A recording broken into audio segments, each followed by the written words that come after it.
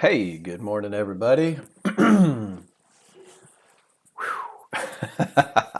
It's gonna be a good day, guys. Every day is gonna be a good day. It's what we do. Excited to have you guys here. Already having some fun conversations, man. I'll tell you what, I really do appreciate just how laid back and relaxed this class is. Good morning, Rob. Good morning, Ron and Cav and Muser and David H.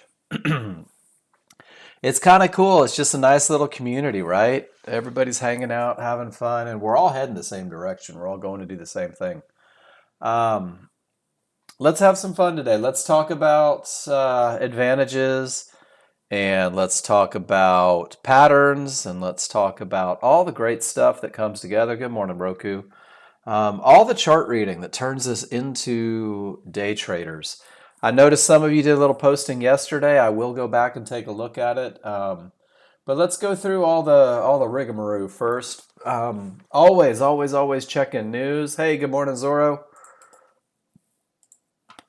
Zorro, I took a couple of your trades this morning. I was channeling my inner Zorro and my inner Ron. Kind of having fun playing with those. As before I do anything, I check news. I always check news. I gotta check news. There are people with really deep pockets that can't wait to see what the flash manufacturing PMI is. I know this is true because there's a big red box next to it. Lets me know that it's high impact. Basically, what that means is that when this report comes out, there's probably groups of people just waiting.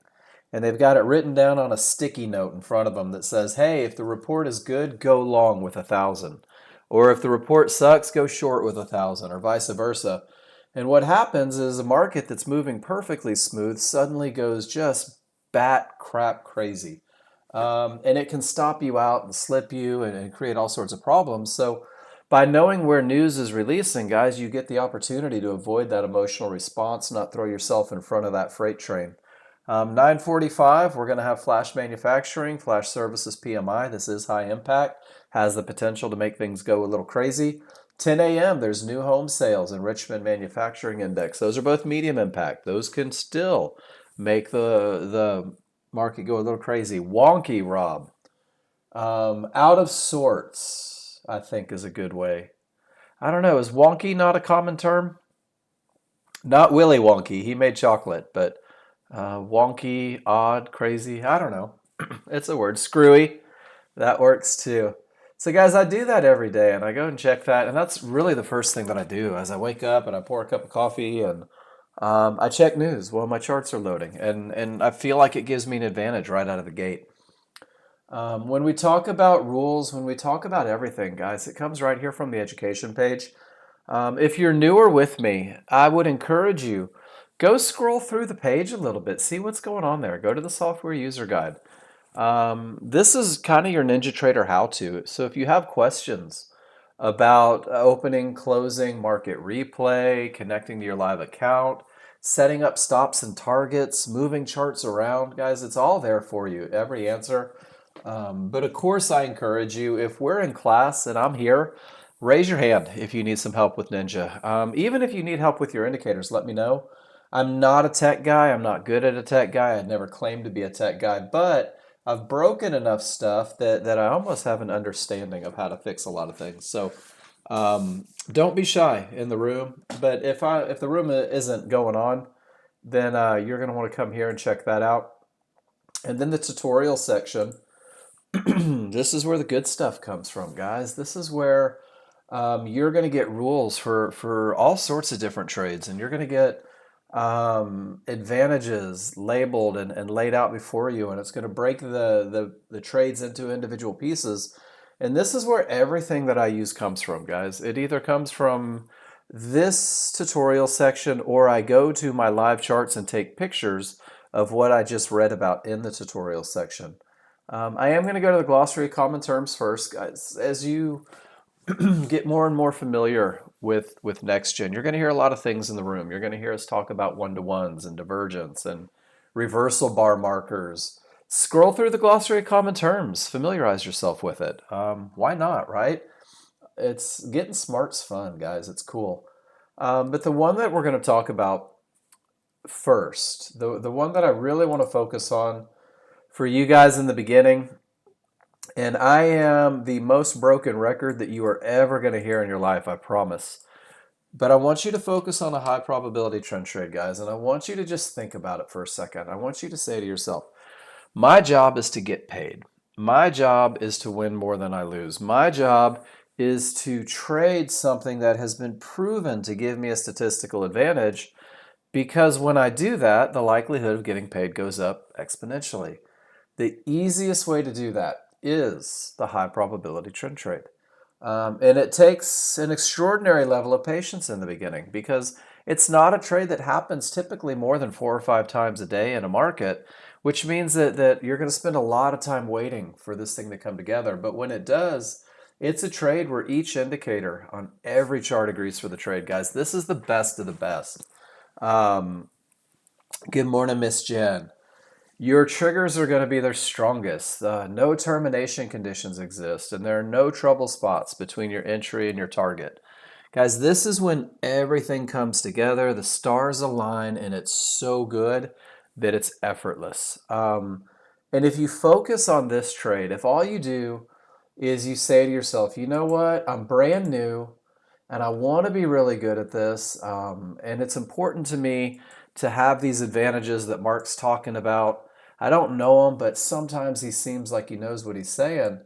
Guys, this trade is going to turn you into a chart reader. And I can't undersell the importance of being a chart reader, because being a chart reader means more than anything, and I say the same thing over and over, and maybe I'll just try and, where are my pointer options? I'll try to change it up today just for grins. Your indicators give you a wealth of knowledge. Your indicators will let you know which direction the market is moving, and your indicators will let you know if it's moving that way with aggressive force. Your indicators are going to literally pinpoint spots in the market where it may stop and where it may reverse, and where problems may happen. Your indicators are going to show you exactly where the market is most likely to continue when rules are met. And guys, your indicators need to be read. So you have to learn to read your indicators first. I always tell people, don't worry about the trades in the beginning. Worry about becoming a chart reader. Don't worry about whether you win or lose on simulator. Worry about whether or not your reads are accurate, because your chart reading is going to set you up to understand where the market is likely to continue, and then to use that spot for the best of the best entry, the highest probability entry in a trade that typically wins 70 to 80% of the time.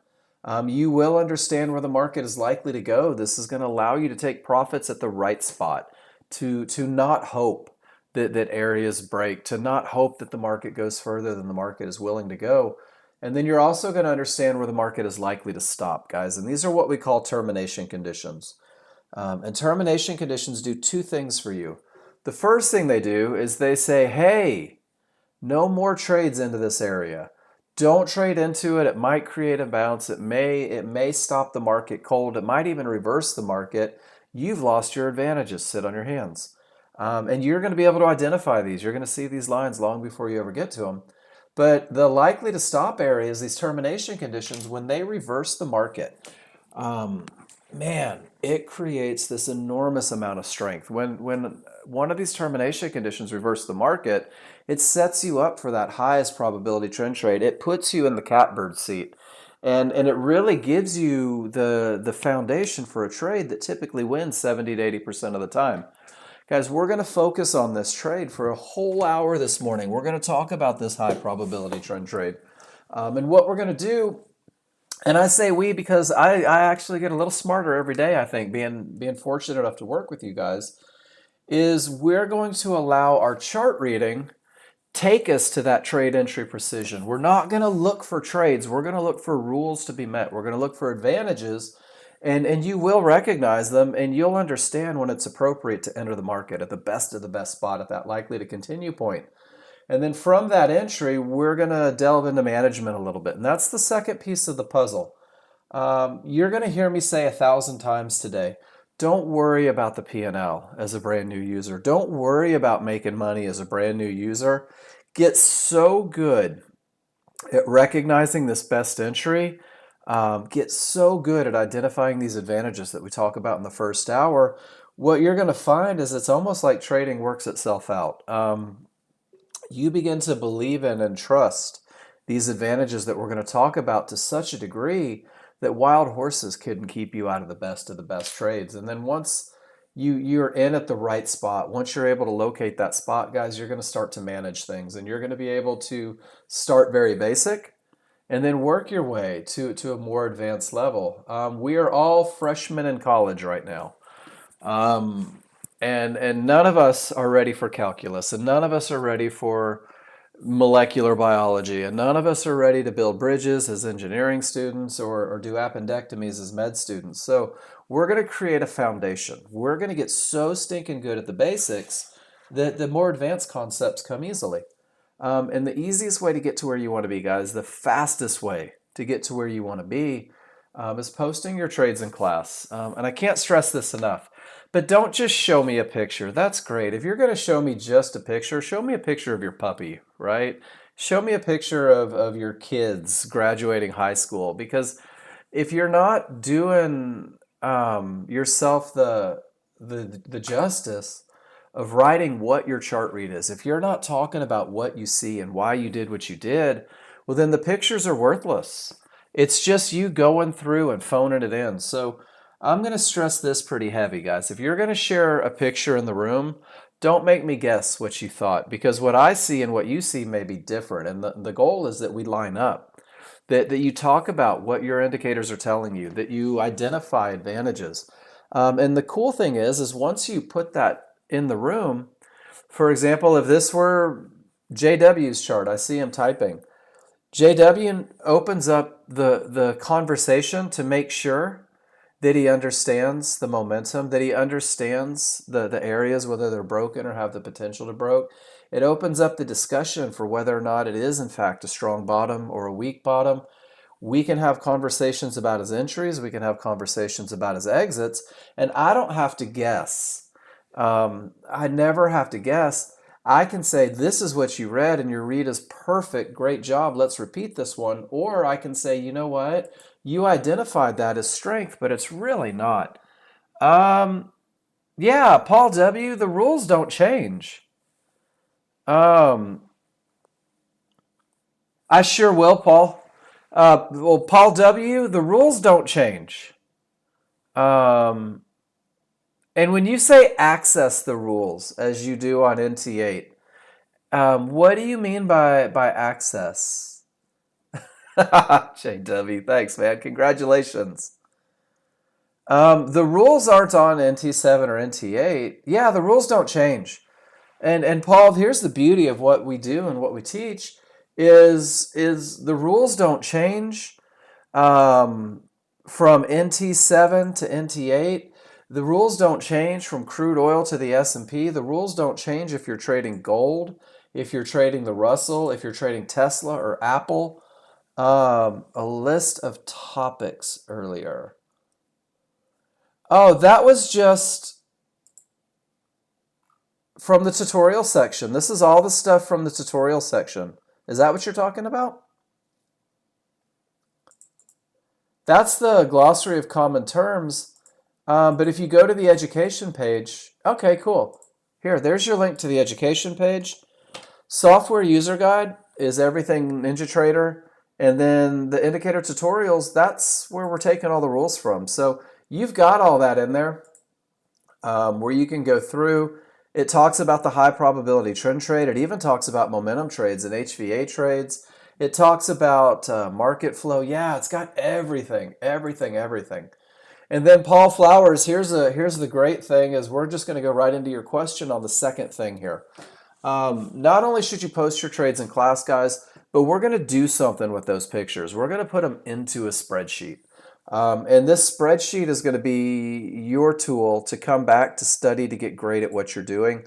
The first tab on the spreadsheet, I'll make this nice and big for you guys, is the copy of my tracking tab. And the copy of my tracking tab is nothing more than your trade journal. So every time you take a trade on Simulator, and guys, I'm telling you, I don't care if you win, if you lose, if it's break even, if it's the right trade, it's the wrong trade, if you broke rules, if you followed rules, it doesn't matter. annotate that chart and get that picture in here, because what you're going to do is you're going to create brilliance through going back and studying what you did yesterday. Yesterday, I made a couple mistakes trading in determination conditions. This morning, I had to stare at those mistakes and I had to say to myself, Mark, what makes you feel so special that those areas are going to break for you? What makes you feel entitled to be able to trade into areas likely to stop the market? Market's robbing you for money. And what I did is I said, okay, so today I refuse to trade in determination conditions. I'm not going to do it. Because I studied what I did yesterday and I started today in a better frame of mind. What works? Trading with momentum, trading with the direction, guys. I kill it when I do that. You guys kill it when you do that. It's easy. It's with the flow. So if you go back and do this every morning, like you literally wake up going, hell yeah, this is what I'm going to do. This is what worked and this is what didn't work. And this is what kept me relaxed. And this felt forced. Maybe I really wasn't following my rules. But this brief historical study each morning is going to prepare you for the day and go through. So we're going to go through and take a picture together. So let me just kill the slideshow real quick. And guys, the trades that we talk about are going to happen on two charts. And I'm getting ahead of myself a little bit, but I want to go through the Capture software. And then, Paul, you are using Capture, not Snagit, yes? But I want you guys to see something. So these are two tools, right? They're the same maker, same big red capture button. So I got two Pauls. I'm going to say Paul W and Paul 2. Hey guys, these work the same. The Snagit has more bells and whistles. I love it. It's about 63 bucks to own it, but it lets me do a lot of stuff that I can't do with Capture. But Capture works just fine. But the key to Capture is once you click that big red button, it's a click and drag tool. So if I only, excuse me, if I only hover over one chart, I'm only going to get one chart's worth of information. And guys, it takes two charts to make things happen. So I'm going to left click in the upper left-hand corner of my large chart, and I'm going to bring it all the way down, and I'm going to make sure that I get timestamps. And I'm going to make sure that I get prices, because these are the things that are important to me. When I release the mouse, it's going to give me the option to take a picture. So I'm going to hit capture an image, and up comes what we have, what we call the capture the image preview. It's not in the classroom. It's not saved to your folder. This is nothing more than the picture that you just took. Notice that I can line up my prices. And I can line up my timestamps, because we have an entry chart and we have a chart that leads the way. All of these tools up here are how you and I are going to have a conversation. So there's an arrow, and again, left click, and if I drag down, you can see that the arrow gets longer, and I can point it really at anything that I want to point it at. And then once I release the mouse, boom, the arrow's there. I've got shapes, where again left click and it's a tiny little box, but if I drag down and over, it gives me that box. And then I've got a highlighter. I don't use the highlighter, but I guess you could, right? If there's something of interest to you. And then the most important thing that you're going to use is this call out button. So when I click on call out, again, I'm going to click and drag and make the box for call out as big as I want. But once I do that, I'm going to see my little cursor blinking. It's going to tell me Arial 24 font. Feel free to make it big enough for my old eyes. But this is where, hold on, you tell me what your chart read was.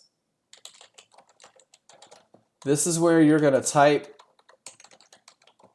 your rules for the trade. You're going to tell me why. I had a professor at University of Houston when I was working on my English Lit major, and he would always write on papers. If you tried to fluff it with a little bit, he would always say, so what? And he would write it big in purple ink, because purple prose is the phrase for when you put unnecessary words in a paper to increase the word count. So he would write, so what? You know, you'd be like, oh, it was very, very, very, very exciting. And he's like, so what? And why are you doing what you're doing, right? Explain it. Pretend like you're in court. So you tell me why. And then once you do that, there's two things you can do. I can hit copy. And then once I click copy, it goes to my clipboard. I can come straight over to the room and I can paste it right in the chat box. So if you're looking at the chat box, you can see the picture that I just posted. And this is great. I'll click on it. I'll open it up. And then we'll have a conversation about everything that you saw. The next thing that you need to do with it, though, is let me pull up that thing, is go to the upload button in the bottom right-hand corner. And then once you click upload, it's going to give me https appscreencast.com, and I click copy. So this address goes onto my clipboard, and I can paste that link in the room if I don't want to just copy and paste. Either one is great. Both of them open the door for a private conversation. But once I have this screencast, I'm going to go to, my spreadsheet. And if it was a trade that I took, I can go right to one of these squares and paste the screencast link in there. And that's cool, right? Lose screencast and all these numbers and letters, but it's kind of ugly. So what I want you guys to do, and this is going to clean it up and it's going to let you know what you're looking at, is go to your Insert tab. And then from your Insert tab, you're going to click on Link. And this is going to open the door for a hyperlink. So once again, you're just going to paste the address in the address bar like you're going to Google or eBay. And under text to display, maybe we put perfect long and hit enter. And now I have a hyperlink here where I can click on it. And if I click on it, it brings me right to that picture. And guys, this is how you're going to build out your spreadsheet. Can you do it just like that? Absolutely. My first spreadsheet was over 400 ugly little links like that. Once you do the hyperlink 4 or 5 times, when you right click, it'll default you to that link. And then Paul, here's your test.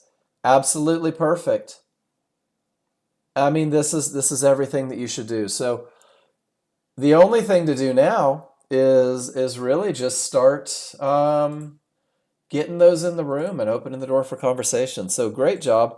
And then if you have any questions about posting in the room, if you have any questions about your software, some of you guys like to half listen and then try and figure it out. I know I'm the exact same way. Once again, let me go to the education page, software user guide. I'm telling you, there are answers to everything. There's your little how-to video. So give you a fish, teach you to fish kind of thing there. So post your trades in the room, guys, everything, win, lose, or draw. You need feedback. That's what I'm here for. Use your spreadsheet because your spreadsheet's going to be your trade journal. Your spreadsheet is also where you're going to put those pictures of trades that you never want to miss, the patterns that you want to repeat. You're going to verify that these win more than they lose. There's the client trades where I've put together about 300 plus pictures of you guys using the software.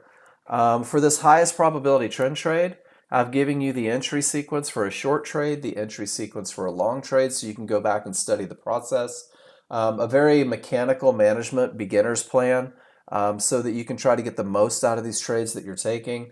For you guys that are crazy enough to want to trade the NASDAQ, there's a whole section where I blew out a whole bunch of accounts learning how to do that. Patterns that repeat themselves, guys. Everything that we do is patterns. And then a lot on termination conditions, because this was my biggest challenge as a brand new user, was hoping that areas would break rather than just allowing them to break. And we're going to be able to learn the difference soon. So your goal is that you look at this client's trades, that you study these trades in here, but most importantly, take the pictures to make your section look like my section. Take the pictures of termination conditions so you don't trade into them anymore. And patterns that repeat themselves when you recognize them. Management things as you learn to hold more. And then the ones that are going to get you into the market. And then finally, as we go through this highest probability trend trade, guys, I've got one section that's dedicated to the rules being met for that trade, the rules not being met for the trade. And what this is going to do for you is this is going to create recognition through repetition. And that's what we're going to do is we're going to learn the trigger line and the Fibonacci rules for when it's okay to trade. You guys are going to simulate. You're going to practice. You're going to have zero risk. You can't go broke on simulator.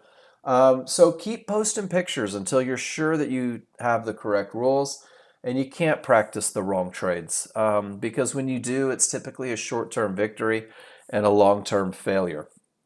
Um, we're going to simplify. I'm a huge fan of simplification. My trading plan demands simplification. Guys, I don't like to look at a lot of charts. I'm not that smart. I don't want to give myself too many options. I want to focus on the best of the best. It's like walking into the best Chinese buffet ever. God, I love Chinese buffets.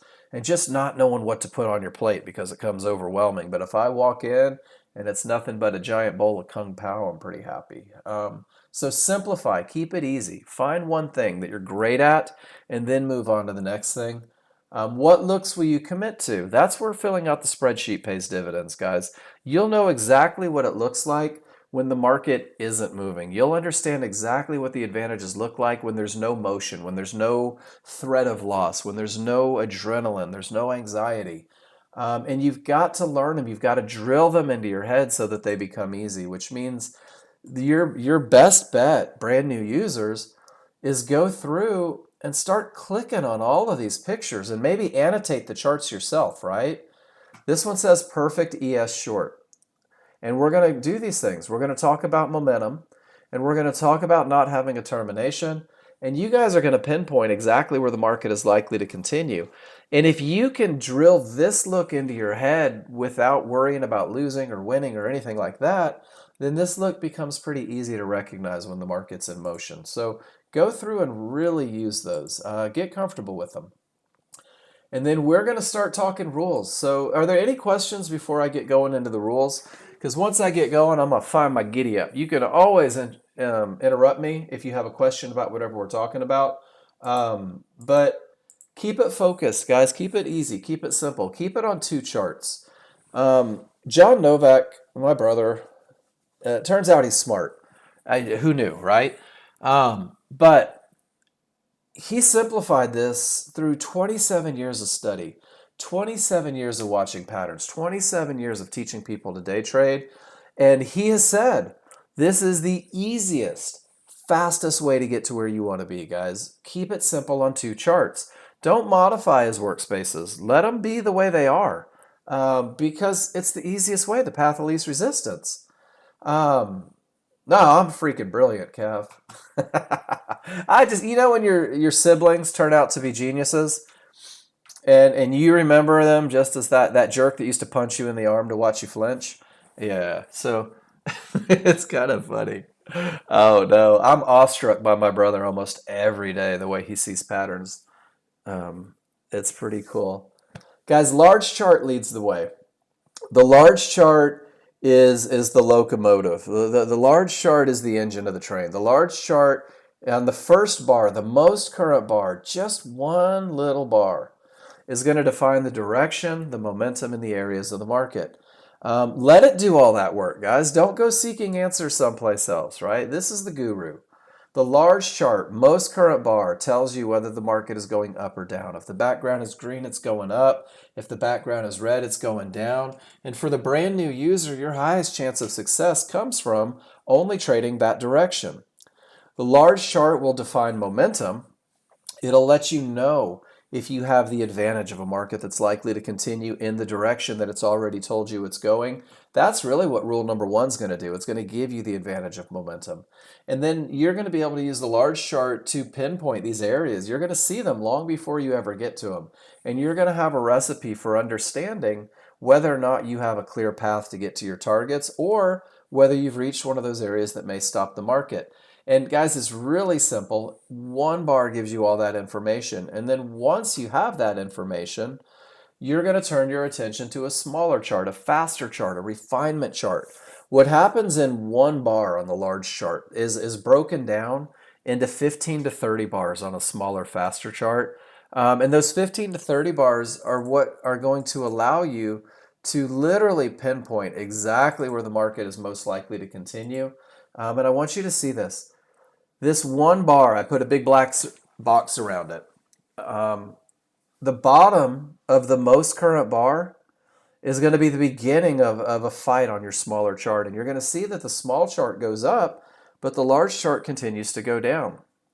And then the small chart bounces off of resistance and heads back down. And all of this movement happens inside of this one bar. So when that one bar tells you that everything is going up, when that one bar tells you that everything is a clear path, you're going to be able to buy Fibonacci support or sell Fibonacci resistance on a smaller, faster chart by using a pretty simple pullback. And we're going to do this with the two charts because the two charts represent the two forces in the market. There's the large crowd. I am not the large crowd, and I hate to break it to you. You also are not the large crowd. The large crowd has a lot of money, and they love to dump it into the market. So much so that they can create trends, and so much so that they can establish momentum. And the large crowd are the same people that react to these key areas that you guys are going to know about. So you get to have like a little magic 8-ball, a little crystal ball, and you're going to know exactly where these people might take profits. You're going to know exactly where they may be entering, where they may be exiting, or where the two forces may fight. And then your smaller chart represents the small crowd, this group of just renegade, rogue, crazy yahoos that love to fight the large crowd. And God bless them, because they're going to give you that little refinement, that little pushback on a smaller, faster chart. And you guys are going to pinpoint exactly where the market is most likely to continue. And we're going to rely on the small crowd to get us there. So only two charts. It's all it takes to be a high probability trend trader. It's all it takes to turn into a chart reader because on these two charts, we're only looking for 3 rules. I know I've got some newer people in here. I'm going to drag this one out a little bit today, and I'm going to be super thorough. So I want you guys to interrupt me if you have questions. Only 3 rules for the high probability trend trade. It only takes 2 charts for these rules to be met. So each rule is designed to let you know that you have an advantage. So your first rule says that the large chart, because it leads the way, must have strong trigger lines. And then that gives you the advantage of momentum, of a market that's likely to push in the direction that it's already moving. Rule number 2 says termination conditions false, which means you're not trading into areas likely to stop the market. That's going to give you room to your profit targets, and we're just going to say that's a clear path. And then rule number 3 on that smaller, faster chart is going to allow you to wait for the market to come to you with a limit order. And it's going to wait at areas inside of triggers, and you're going to pinpoint the best of the best where the market is likely to continue. And you're going to take these sniper entries, and it's going to give you the advantage of an entry area, getting in where the market is most likely to continue. So for all of you that are brand new, for you guys that are learning to read your charts, that are really focused on just becoming a chart reader first, you're going to begin to speak to yourself when you look at the market. You're going to say, hey, do I have the advantage of momentum? Not, is there a long trade?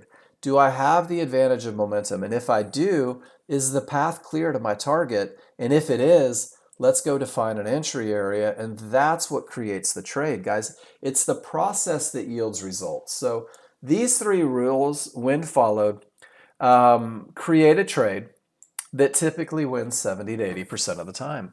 These 3 rules create an awful lot of confidence through the memory of success, because when you're winning more than you're losing, life is pretty good and you feel good about everything that you're doing.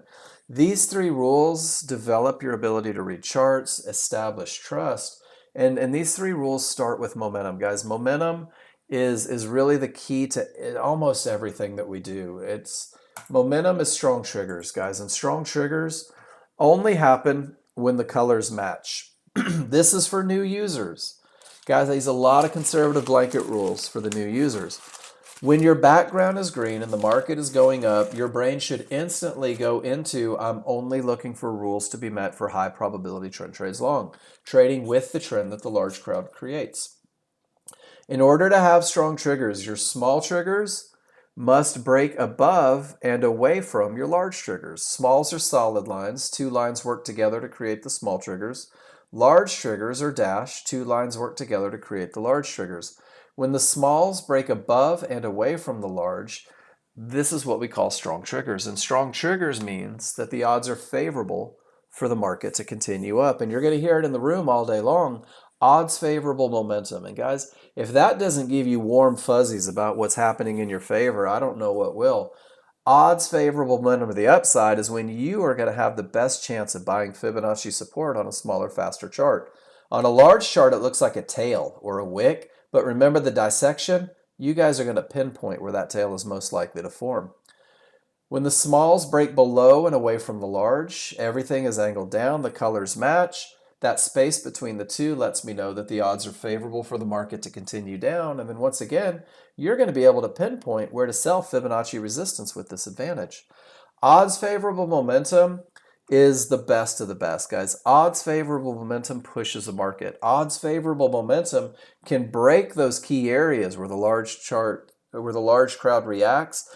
And honestly, odds favorable momentum can cover mistakes that new users are prone to make because it's hard to stop a freight train. It really is. But odds favorable momentum won't last all day, every day.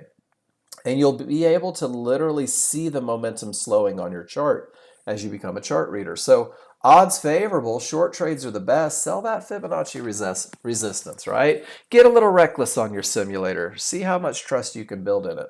When your small triggers break into the large triggers, only one line, not both. Guys, the market's still going down. There's still momentum, but it is not the best of the best. It is not odds favorable. You can still take short trades, but you're going to have to be a chart reader. So you're going to have to be good at understanding if all the other charts agree. You're going to have to be able to pinpoint your entries, and then you're going to have to be able to manage it aggressively because that advantage of momentum is gone.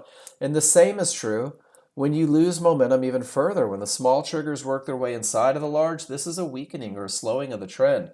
I use the phrase all the time, anything can happen. These are anything can happen triggers, guys. Anything can happen triggers mean that the market can retrace. It means that the market can bounce. The market can have all these problems that make it difficult to continue up. And this is the S&P. And I want you to see odds favorable and the market continues up. There's that week, anything can happen, and I'll be darned, look how the market is retracing.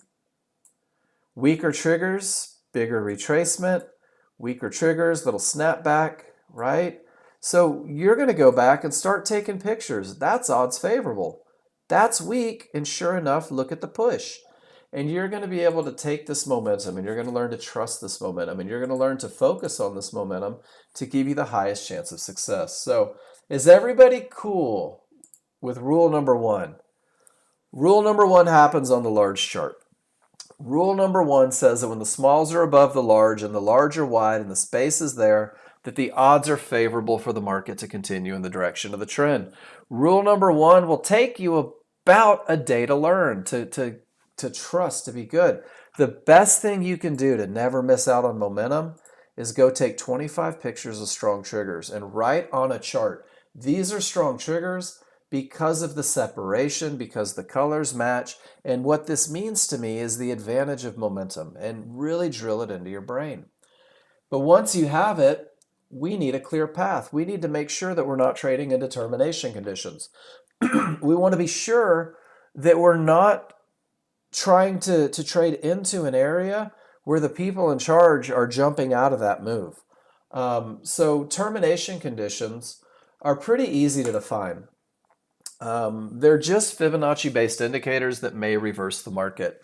I use that phrase may, and I use it in all caps in a different color because it may stop the market, but it's never obligated to stop the market. Remember that we're trading patterns that have been proven to win more than they lose. And when a pattern presents itself that pulls an advantage, well, then that statistical advantage is gone. So we're going to be able to recognize these areas. You're going to be able to understand whether they're likely to stop the market, whether they have the potential to break, or whether they've been broken. Those areas are going to be the divergence high and low lines, blue support, yellow 1-to-1s, red resistance, and sometimes these mid bands if the large triggers stay a full bar away.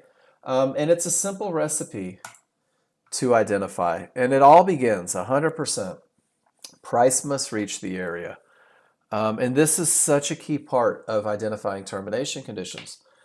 Price, these dynamic Renko bars, this is just sellers pushing and buyers buying, and it's nothing but ticks. That's all it is. It's a representation of price. When price reaches Fibonacci support, in this instance, the only thing that I need you to do is ask yourself, where are my triggers? If they remain above the area in question, price reaches support, triggers remain above, don't take any more short trades. I can't make it any more simple than that. Price reaches the area, where are my triggers? If they remain above support, if they remain below resistance, no more short trades into the area, guys. No more long trades into resistance. You've reached an area that may stop the market. And it really is that simple. At lows, if price reaches yellow 1-to-1s and the triggers remain above, don't go short. It might reverse the market. If price reaches Fibonacci support, even with momentum, and the triggers remain above, don't go short. It may reverse the market. There's one of those divergence lines, guys. Divergence is just a loss of momentum. Price has to reach that line. The recipe never changes. Price reaches the line, the triggers remain above. Guys, don't go short. Is everybody okay with that? It seems almost too simple, doesn't it? If price reaches a divergence high and the triggers remain below, don't go long. Right into resistance, triggers below, don't go long. Into 1-to-1s, triggers below, don't go longs. Guys, it's going to be the hardest thing you ever do because it means that you have to sit on your hands. But I'm telling you, no matter how strong the market is moving, no matter how much momentum you have behind it, if price reaches that area and the triggers remain below or above, sit on your hands. Wait. Wait for the area to clear. You'll know that the area is clear. 100% you'll understand that the area, that the path is now clear if both the small and the large triggers get below Fibonacci support. Support behaves as resistance. With that odds favorable, with that now clear path, because we haven't reached the next area, you guys are pinpointing right where that market is likely to retrace, likely to continue. So for the brand new user, if price reaches the area, the triggers remain below resistance in this case, don't do anything. Sit on your hands. Just wait. Be patient. And I'm telling you, this will eliminate probably half the losers that new users take. When both the small and the large get above the area in question, right? They have to push through. Now the area is broken. Now the path is clear, and we're going to watch that most current bar. Until it reaches another line, guys, your path is clear. Let's look for rules to be met. This is your high probability scenario, clear path. This is rule number 2 being met. This is the best of the best. This is the one that makes life easy and effortless because with all that momentum and nothing in the way, the only thing you have to do is buy Fibonacci support on a smaller, faster chart. But there is another trade that I'm going to introduce you guys to. And this trade is what we call a 50-50 trade, guys. This trade isn't a 50-50 because that's your chances of success. This trade is a 50-50. Let me pull up my Snagit here real quick. For one reason and one reason only. 50% of my trigger lines have made it through the area. 50% have not. My small triggers, and guys, I'm going to write this on here and I'm going to write it big. Whoops. My small triggers, all caps, must smash all the exclamation points. And I'm telling you, like 2 to 3 points at least through the area in question. And they've got to smash with odds favorable momentum. Guys, if you do not have the best of the best momentum, the area is less likely to break. Not trading into it with odds favorable momentum, but when the smalls break and the large don't, we have what's called a 50-50 look. And with all that momentum and the small triggers smashing through, this area has the potential to break. 69.80 has the potential to break. But here's the deal. It's not broken because the small and large aren't through, which means that it's not a clear path, which means that if I have to go back to those darn rules, rule number 2 isn't met, which means that it's not a high probability trend trade. It never can be, ever, no matter how much you wish it was. So I'm going to give you a plan for taking this trade. But it's going to revolve around being sure that the momentum is the best, being sure that the entry is the best, because you're forfeiting one of your advantages. You're turning it into a medium probability scenario. And even with strong triggers, I want you to see this. The areas don't always break.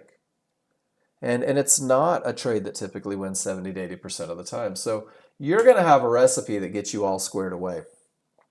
Price comes down, price goes up. Nothing more than a pivot. It's just an up, down, down, up. That's it. Creates a V on your chart. If that divergence line prints, cyan from a low, magenta from a high, it's a loss of momentum. It's nothing more than a loss of momentum. It's not a catastrophic failure. It's not a reversal of the market. It's not anything other than price and momentum don't agree. Momentum is lagging behind price. This is nothing, guys. It's a loss of momentum, whatever. But when price reaches the divergence low and the triggers remain above, now it's a termination condition. Don't give this little blue line more power than it deserves. But when price reaches it, triggers remain above, now it's a termination. And when price trades below it and back above, we're going to call this a pivot stop out. The only way you will ever have a pivot stop out is if price trades below and then back above a divergence line. This is the only time it rears its ugly head.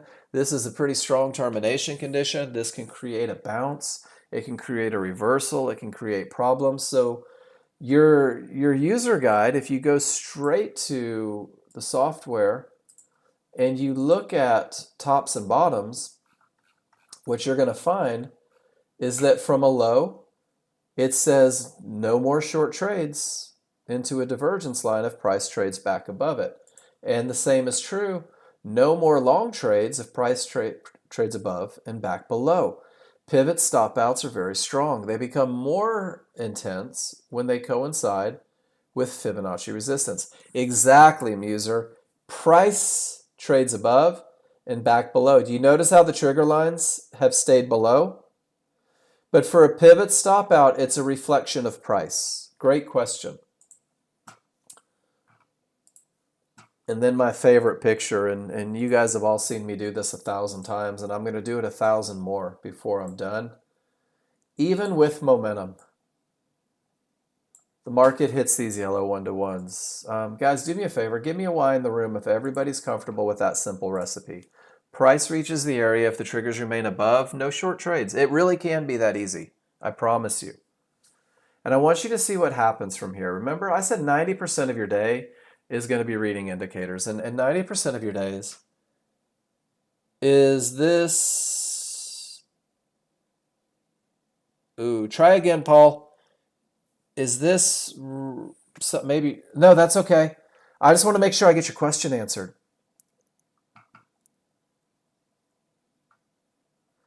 I am notorious for fat finger typing. So type it up and then I'm going to go through this. Price reaches, triggers remain above, no trade. Red news in one. Thanks, Ron. From this area that is behaving as a termination condition, price reaches resistance and the triggers remain below. And then once again, I have a termination. Okay, awesome. I do that sometimes, but always ask if you're curious. And then I want you to guys see what happens from here. My smalls are green and my large are red, which means that I don't have momentum, which means that my rules aren't met. And I go through this process of I can't go short in determinations and I can't go long and I don't have momentum. And it's just back and forth for about 45 minutes. And there's just nothing to do. And guys, this is your 90%. This is where people who form opinions, this is where people that don't follow rules, this is where people that don't believe in these advantages. I watch you guys blow out $500, $700, $1,000. And you do it forming opinions. You do it hoping the market goes up or the market goes down. When really, honest to goodness, this is your 90%. And once you develop this comfort level to say, hey, my rules aren't met, I'm not going to take a trade, I'm going to wait for it to be perfect, it gets easy to sit through this stuff. And then sitting through it sets you up for the 10%. When the smalls are outside of the large, when all the triggers got above resistance, And guys, there's that entry. There's that high probability trend trade. 90% of your day, David, is doing not a darn thing. 90% of being a day trader is doing nothing. Because what happens, David, and I think most of you will agree to this. If I say, okay, my rules are not met and I trade anyway, and let's say I lose $1,000 from my rules not met. What you'll find a lot is when my rules are met, let's say I made 600. I'm still down 400 even though I took the perfect trades. And what happens, that's everybody's, David. What happens is you've got to learn to trust the idea that it's okay to not have your rules met, that it's okay to do nothing, that it's all right to sit on your hands. And the average trader doesn't give it all away on rules met trades. They will lose every now and then, but it's the trades that they shouldn't take. It's the entries that they shouldn't have taken. And that is where I find the difference between very successful traders and traders that tend to struggle. It's not your ability to find the high probability trend trade, ladies and gentlemen. You're going to be great at this inside of 30 days. It's going to be your ability to do nothing when there's nothing to do. And if you have a history of trading, if you have a history of making mistakes, this becomes a very factual statement for you. I have people tell me all the time, Mark, it's not the trade. The trade's not hard. The trade's easy. It's the doing nothing that I struggle with. It's the fear that I'm missing out on a move. And that's exactly, David, you are so not alone with that one. So we keep going through this idea. Let's wait for it to be perfect, guys. Let's remind ourselves that if I take 2 trades a day and each trade wins $250, that's $126,000 a year on $500 a day. Guys, $100 a day, if that's the best you can do, is adding $24,000 to your bank account a year. And it doesn't sound like a lot, right? Man, I got to be making millions as a trader. But the reality is you don't. Is you need to be consistently making $250 a contract. And this high probability trend trade is going to show you how to do it. I'm going to give you every tool that you need to be successful with the high probability trend trade. So, not my money. Man, not my money. If this market goes from here to here and you don't get an entry, that's not your money. It's hard to be okay with that, isn't it? It's hard to be okay with the idea that the market could ever move and that's not your profits, because we're all a bunch of egotistical SOBs and we think we deserve everything. But if you walk into the bank, Rob's giggling already on this one. If you walk into the bank and you say, give me all the money, guys, you're going to get tasered and hogtied and you're a bank robber. But if you walk in and you say, hey, can I have my money, please? You're going to walk out of there with your money and you're going to feel good. And guys, this is what we're really focused on. So rule number 2, once again, let's reiterate. Rule number 2 says don't trade in determination conditions. Rule number 2 uses lines on the large chart. It uses areas on the large chart to define where problems may happen, where the market may stop, where the market has cleared, and where the market has the potential to do. We're going to use lines on the large chart for all this. Is everybody good with that? And again, let's go back to a large chart and let's see if these lines actually work. Whoops, my Ninja Trader went away. Son of a gun. We're going to go to a large chart in a second, and I think you'll find. And that's it. It's like being upset that you didn't win the lottery. I like that. I'm stealing that from you. You can't get upset, right? But the cool thing is there's people that play statistics on it. You know, when my brother plays roulette, he does the same bet every time because it eliminates all the variables. If you watch the most successful traders, they take the same trades all the time because it means that if I take the exact same look 100 times, I understand whether or not it wins more than it loses. And the more you deviate, right, the more variables you throw in, the more charts that you're reading, the more bar structures that you're using, you create countless variables. Here in Texas, there's a burger joint called Whataburger. And Whataburger says, make your burger any way you want. These are the toppings we have. And they did the math. Someone smarter than me did the math. And there's like, I think it came up to like 22,000 different ways that you could create a Whataburger using the ingredients that they have. 20, and that may be a made up number. It probably is. But if you tried to eat all 22,000 ways every time you sat down, you'd be dead inside of a month, probably. But if you took your burger, your perfect burger, well, you'd have a great meal, right? A couple times a week, maybe some exercise to work it off. So we're going to use areas to define trouble, guys. We're going to use areas to define termination conditions on the large chart.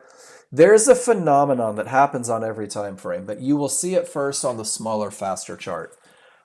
This is the only termination condition that comes from a small chart. This is the only time that rule number 2 won't be met, and the small chart tells you. And it's 3 divergences in the same price range. 3 losses of momentum in the same price range. It may terminate the trend. It's not guaranteed to terminate the trend. It's that keyword may again. It may, and it might, and it could, and perhaps it will, but it's not guaranteed. But once I see 3 divergences print, guys, I know that my advantage of a clear path is gone, and I choose not to take any more short trades, and I choose not to take any more long trades because my rules aren't met. This look becomes even stronger when the small triggers work their way inside of the large triggers. When I get anything can happen triggers, and I couple with that visually seeing 3 divergences, man, it becomes even more powerful, and it's more likely to reverse the market. And then when my third divergence is higher than the previous or lower than the previous from a high, well, that's a head and shoulders pattern, guys. Not only could price not meet the last pivot, but divergence was lost again, and I have weak triggers. Man, that's not your short trade. Your advantage is gone. You're going to see this look at a low and this look at a high, and it's going to tell you no more shorts, no more longs. The large chart isn't going to give you that information fast enough. So those 3 divergences may show up down here when you've got that clear path and you're thinking about that last short trend trade, or even here when you have odds favorable and you haven't reached the area. 3 divergences in the same price range is going to tell you, whoa, not a good idea. So 3 divergences is the only termination condition that I go for on a smaller, faster chart. And then we're going to get into entries, guys. We're going to take what we saw. That's still loading. So we're going to do this. Large chart. And guys, I ask for whys not because I'm worried, but because I want to give you the opportunity to stop me, back me up, and give you clarity. Is everybody comfortable? Green means up, red means down. For the brand new user, the easiest way to find success is to trade with the direction of the trend. Pretty simple. Is everybody comfortable? Separation between the small and the large. Odds favorable momentum. Rule number 1 is met. Guys, you've got to learn these looks. If you start chasing entries without advantages, it's going to eat your lunch. And then the large chart defines whether or not I've reached a problem spot. Resistance is in the distance. My triggers are above it here. It's behaving as support. I'm right in the middle of everything with odds favorable and a clear path. Guys, my rules are met. I have 2 advantages in place. Let me go find on the smaller, faster chart where the market is most likely to continue. But before I do that, let me pull up my large chart, and I want you guys to see this because it's really pretty awesome. Weak triggers at resistance. They don't break. Look at the bounce. Directly into support with odds favorable momentum. Look at the bounce. And when it hit the divergence high, look at the bounce. Support holds. Triggers remain above. Support holds. Triggers remain above. And guys, look, even 3 divergences in the same price range pushes it up. Triggers don't break resistance. Down it goes. Weak triggers. There is a wealth of information to be had from never taking a trade, guys. And if you scroll back and you start saying to yourself, this is momentum, but I reached an area. This is a problem. This is not. These are my advantages. These are not. What happens is when it's time to take a trade, you're so comfortable with what you're seeing that it's almost easy. So let's go to the small chart, guys. Rule number 3 says that we're going to use a limit order to buy or sell a pullback at an area inside of favorable large triggers. Rule number 3 says let the small crowd get to work. Let these guys push. Let these guys fight. Let these guys create a retracement. And a retracement is just a little shove back, counter to the underlying trend. When everything is screaming up, these guys are going to push it down. And the cool thing is if we allow them to push it down to an area, fibs, mid-bands, yellow 1-to-1s, and those areas are tucked inside of favorable large triggers, well, guys, we just pinpointed exactly where the market is likely to continue, and we're going to wait for it with a limit order, and we're going to get in, and it's going to be magical. Favorable large triggers. I want you to burn this one into memory, guys. Favorable large triggers means that your large triggers and your synthetic triggers. Synthetic triggers are nothing more than the large triggers from the large chart, but we superimpose them onto your small chart because when they are trending one on top of the other, when they are tight, one on top of the other, two snakes riding piggyback, put your hands on top of each other, that's favorable large triggers. There is the least amount of room for areas to fit inside. There is the smallest window of opportunity, which means the least amount of risk for you. Guys, trigger lines are correction points. They're just moving averages. And when these moving averages are going up, they're screaming up, they're overlapping, price likes to correct. It likes to come back to the triggers, and it typically does. But triggers are like clouds, right? If you're skydiving, you're not worried about bouncing off of a cloud. But if there's a whole lot of earth right on the other side of that cloud, it's going to ruin your day. And these give you something for the market to bounce off, a place for it to continue. And the tighter these triggers are, the higher the advantage. So we're going to go through. When the large chart says go, let's pull it straight from the spreadsheet today. We're going to go through, and guys, this is, just so you know, straight from the client's trades, upper left-hand corner. We're going to go through the sequence. Let's do it for a short trade. When the large chart says down, the background will be red. I'm only looking for rules to be met for high probability trend trade short. Easy enough, right?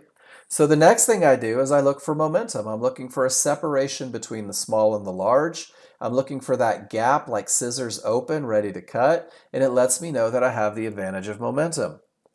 Once I have the advantage of momentum, I'm going to ask myself, has the most current bar reached an area? If it has not, I have room to my targets. If my large and small triggers are below the previous area, I do have the clear path, and rules 1 and 2 are met on the large chart. So I'm going to look at my small chart, and I'm going to wait for the reversal bar. Guys, the reversal bar signals the beginning of a pullback. The reversal bar is not my entry. One divergence on a reversal bar doesn't scare me. Momentum is defined on the large chart. So at the time of the reversal bar, the first thing I'm going to do is I'm going to look for my trigger lines. And I'm going to draw a box, whether it's mentally or physically doing it. I'm going to draw a box from the lowest line of the triggers, whether it's the large or the synthetic, to the highest line of the triggers, whether it's large or synthetic. And what this box does is it says this is my correction point. This is where price is likely to pull back to, somewhere in there, to that regression of the mean average. Once I define where the triggers are, and guys, this takes a fraction of a second, I'm going to say to myself, triggers are awesome. I love triggers, but I'm going to give it something solid to bounce off of. So I'm going to create my window of opportunity, guys, the point where the market is most likely to continue, the best of the best spot for entry. And your window of opportunity in a short trade extends from the lowest point of resistance, fibs, mid-bands, yellow 1-to-1s, to the highest point of resistance, fibs, mid-bands, yellow 1-to-1s. It may be a mid-band here and a fib here or 1-to-1s here. It doesn't matter. If they're tucked inside of favorable large triggers, from the lowest one to the highest one, guys, this is where the market is most likely to continue. Notice that the reversal bar is still just sitting there. You're typically going to have 2 to 3 minutes to do all these equations, and the more you study it, the quicker you'll be able to do it. Once I define my window of opportunity, my job is done. I'm going to right-click on my chart, and I'm going to activate a limit order. And that limit order is going to go a tick or two below the lowest point of resistance because my large chart is a freight train of emotion to the downside with nothing to bounce off of. I'm not expecting the small crowd to be able to get a lot of work done. So I'm going to put a limit order right at the lowest point, and I'm going to pray. That's it. Because I can't do anything else. I can't make it come back to me. I can't force them to give me a push. But this is where the best of the best happens. So if for some reason the small crowd is capable, if they hit my limit order, I'm in a short trade. And I'm in a short trade with odds favorable momentum, a market that's likely to continue in the direction of the trend. I'm in a trade with an absolutely clear path, which means that I've got more than enough room to my target. And I'm in a trade from the area inside of favorable large triggers. And guys, this is your best of the best.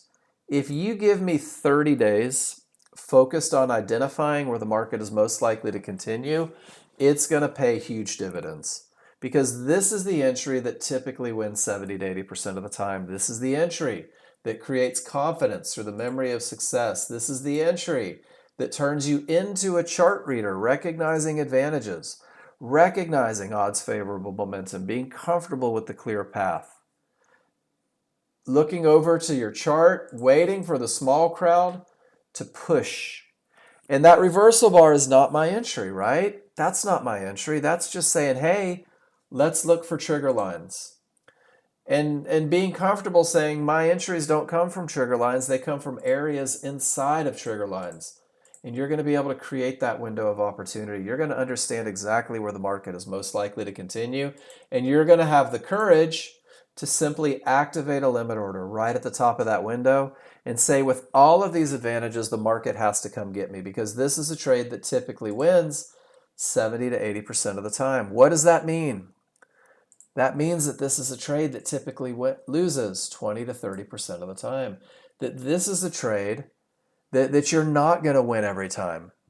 But if you take 10 of them, you're likely to win 7 or 8. If you take 100 of them, you're likely to win 70 or 80. And once you can identify where the market is most likely to continue, I'm going to create a shaded box here. You're going to understand exactly where the market shouldn't go. And your first protective stop is going to go below that window of opportunity, or for a short trade, above that window of opportunity. There's an old adage that mature traders manage their risk before they ever manage their profits. You manage your risk through odds favorable momentum on a large chart, and you manage your risk through a clear path on the large chart. You're also going to manage your risk by entering the market where it's most likely to continue, and then putting a protective stop where the market shouldn't go. And if this is one of those trades that does what it typically does 70 to 80% of the time, once it gives you a reversal bar, you're going to reduce your risk a couple ticks below it. And you're going to be able to, even if this trade loses, maybe lose $40 or $50 instead of $300 to $400, hoping that it does stuff that it shouldn't do. The reversal bar starts the pullback. Don't worry about triggers turning against you on a small chart. Momentum is defined on the large chart. Don't get suckered in to entering off of trigger lines. They're just clouds, and they may create a bounce. And I see you guys getting in on that push up, the fear of missing out that we talked about earlier. All you did there, guys, is you increased your risk. All you did there is you decreased the distance to your profit. So hold fast. Wait for the area inside of favorable large triggers, and understand that this is where your advantage lies. F5, Paul. Click on the chart and click F5, and it'll set you up. So I'm going to ask you guys, are there any questions about the high probability trend trade? Are there any questions about momentum, about finding your area for entry? This is a cool picture on the two charts, guys, and this is how you can go study. When the rules are met on the large chart, when you have momentum, when you have a clear path, guys, you don't need a trade to become brilliant. I can't stress that enough. If you go back to this time frame and you see something like that, circle it. And if you see odds favorable momentum, right? Let's see if we can find a super clear one. And maybe there's the potential to break. Circle it. And all you're going to do is you're going to go back to your smaller, faster chart. Let me pull it up real quick. And you're going to scroll back. What time was that circle? 15:53. Let's go to the most current here. We'll just say at 9:45. Maybe some of you took that trade. What on earth is that? I opened up the wrong chart. Hold on. I got a few charts up here. I'm going to scroll back and I'm going to find that circle. And what did it look like? Well, it looked right mid-band, but not inside of favorable. And notice that the momentum wasn't the best. But guys, this, pretty simple, is what it is. I did, Cav. I said F5 3 times. Here, let me type it in the room as well. F5. Hit F5. F5 is the one. F4 is not enough, and F6 is right out. F5. And that'll recalculate and refresh for you. So you've got to be able to wait for the best of the best. It is F5, Chef. Yes. Yes. Ron, that's just crazy talk. No. You're right. It is. It's F5. My bad. Guys, you got to go through and you got to study these. You got to circle those tails. You got to build the trust. You've got to understand that with these advantages, this is your best entry. Because when you do, life gets easy, guys. And once you can identify this area, at what point does the high probability trend trade turn into just a momentum trade? Jen, when your rules are met for a momentum trade. But typically it's the other way around, to be honest with you. Typically it's the other way around. And let's just use this picture. If the large chart says odds favorable and a clear path, Jen, that's probably your momentum trade, right? Coming above and right back to the one-to-ones. And you recognize that one, don't you? So there's your momentum trade, and then there's your loss of momentum.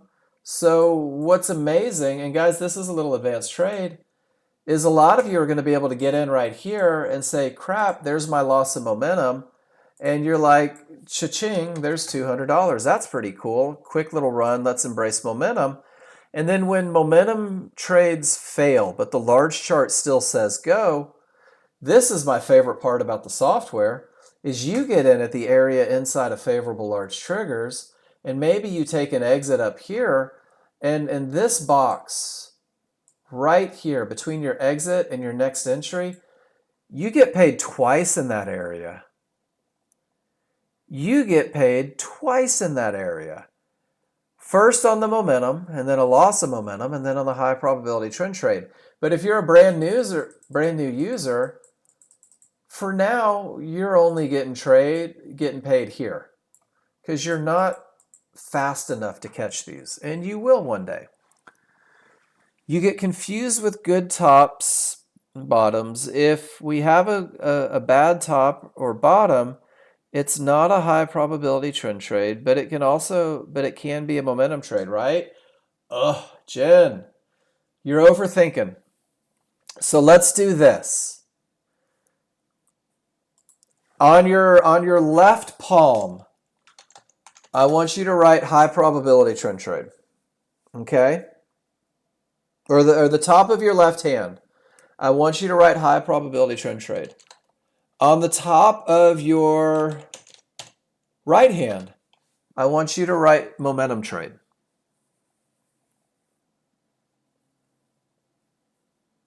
Cool? Different, right? Different hands. They come off of different arms. The thumbs point different ways.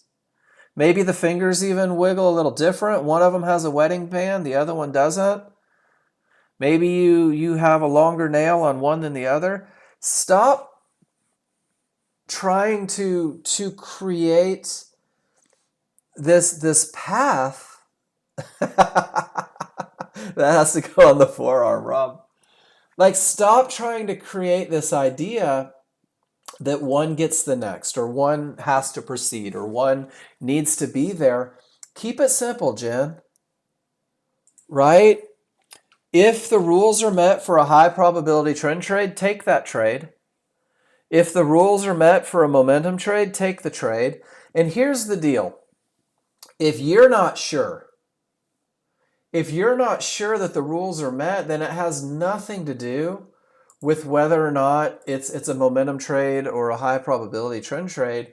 It means that you've created too many scenarios in your head and you can't focus on one trade at a time. You begin to bastardize the two, which means that you don't have one down pat to a point that you can do it in your sleep flawlessly. Does that make sense? And I know because I've done this. And the same is true, and we're going to get into the KISS plan, and I'm going to talk about this phenomenon because it's true for everybody. But let's talk about this one more time, and let me ask one more time, guys. Once you can find the entry, management becomes easier. Once you can define this entry, you understand without question the idea of momentum. You understand whether or not there is a termination condition. You understand where the market is most likely to continue. You even know where the market shouldn't go, and you can put your protective stop there. Once you can do that, ladies and gentlemen, once you can pull that off, once that becomes easy for you, then go to the next trade. The easiest way to keep things in order, guys, is going to be with the KISS plan. And the KISS plan is designed to be a stepping stone in your journey. The KISS plan is designed to keep you focused on becoming a chart reader so that you don't confuse yourself with all these other trades, so you don't rattle your brain and mess things up and go different directions when you don't need to. This is my favorite thing in the world, guys. Has anybody ever seen The Last Samurai with Tom Cruise? And he's fighting that dude, and here's little Tommy Cruise, and he's like, haha, I got you now. And he gets his ass whipped like 10 times in a row, right? And then this dude runs over and he goes, hey, Tom, dude, too many minds, brother. You're thinking about swords and the people watching and the enemy, and it's just too many minds. Let it be no mind. And guys, I love that part of the movie because it's so true with trading. Too many minds is trying to find momentum in a high probability trend trade, in a medium probability trend trade, in an HVA trade, in an edge trade, in a jump in trade, in a counter trend trade, and all these different trades, when the reality is you're not so stinking good at this one that it's effortless. So rather than chasing the easy trade, the highest probability trade, the best of the best trade, you want more because you deserve it, right? You're entitled to it. That's your money. So this plan is designed to reel you in. So my invitation every day when I present this plan is if you're not winning more than you're losing. Plain and simple. If you're not winning more than you're losing, if you're not consistently making money every day or 90% of the days, guys, it's okay to come back to this plan on simulator and kind of reinforce some rules and get grounded, right? Um, and what's funny is I watch people lose money for 5 years straight and refuse to come back to simplicity. You've already run the marathon 50 times, but you've run it uphill in the snow barefoot fighting grizzly bears instead of hopping in the lazy river, sipping a pina colada and letting it be easy. So if you're having challenges, guys, here's my cordial invitation. Go back to the KISS plan.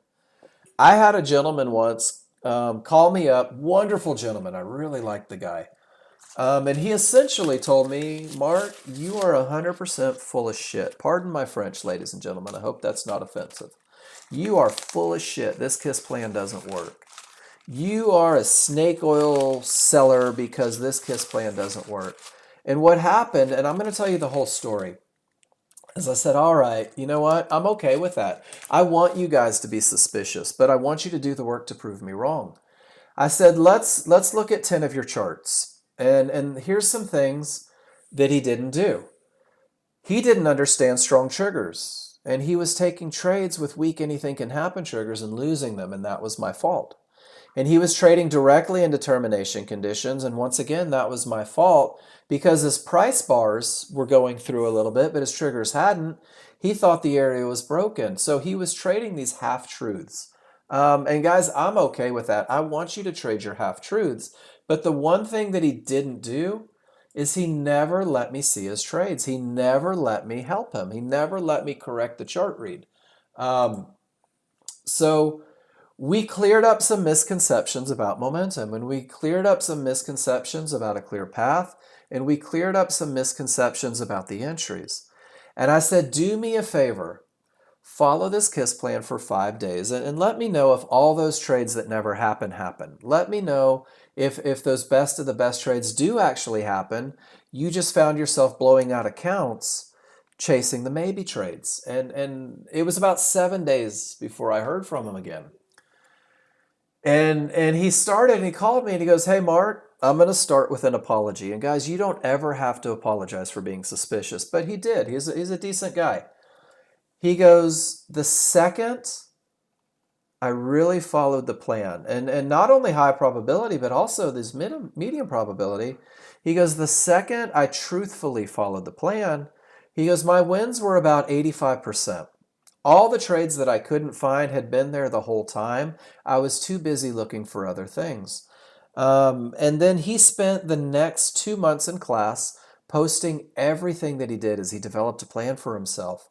And now he's off supporting his family and living a wonderful life and happy as he can be because he regressed back to simplicity and then built from that great foundation. So if you're not where you want to be, I encourage you, go back, keep it simple. If you're learning to read the charts, get great at one thing first.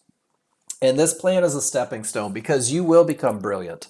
You will become a chart reader. You'll see opportunities everywhere. But this one optimizes your chances of success with the high probability trend trade and that 50-50 trade.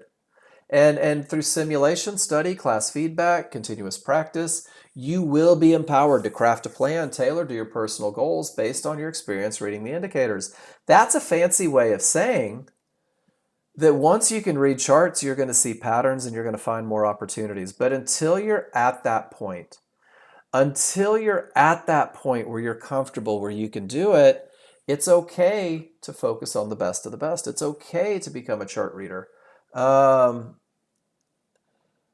yeah, you know, everything, Rob, everything is instant gratification.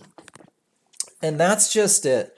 And I don't know if you guys have 19, 20-year-old children, but I had a lot of them work for me in my previous life. And every kid that gets out of college wants six figures. And if they don't get six figures, they stay and they live it with you, right? Every kid out of college, well, I've got a groundhog shadow detection degree from MIT. But it's weird, I'm still making pizzas, right? It's weird, I'm still living in dad's basement. I can't get six figures with this bullshit degree because it really wasn't that big. I got high a lot and played hacky sack, and I can't believe that I'm not doing greater things with my life. But the thing is if you're realistic and if you take the time to learn it and you put the effort in, guys, anybody can do anything. I was an English lit major, and here I am. Um, But you gotta learn the simple stuff, guys, and it's gonna take you to that next level. So your simple plan for consistency is don't fight the large chart. As a brand new user, if you just refuse, flat out refuse to trade against the large chart, what you're gonna find is that you've already eliminated 60 to 70% of the mistakes that the average user makes. You're going to define your entry. You're going to be hell-bent on finding the best of the best entry. And your entries will grow as you grow, but initially, letting a termination condition reverse the market. A strong top or bottom sets you up for the highest chance of success. Strong triggers on the large chart, no termination conditions on the large chart, area for entry inside of favorable large triggers.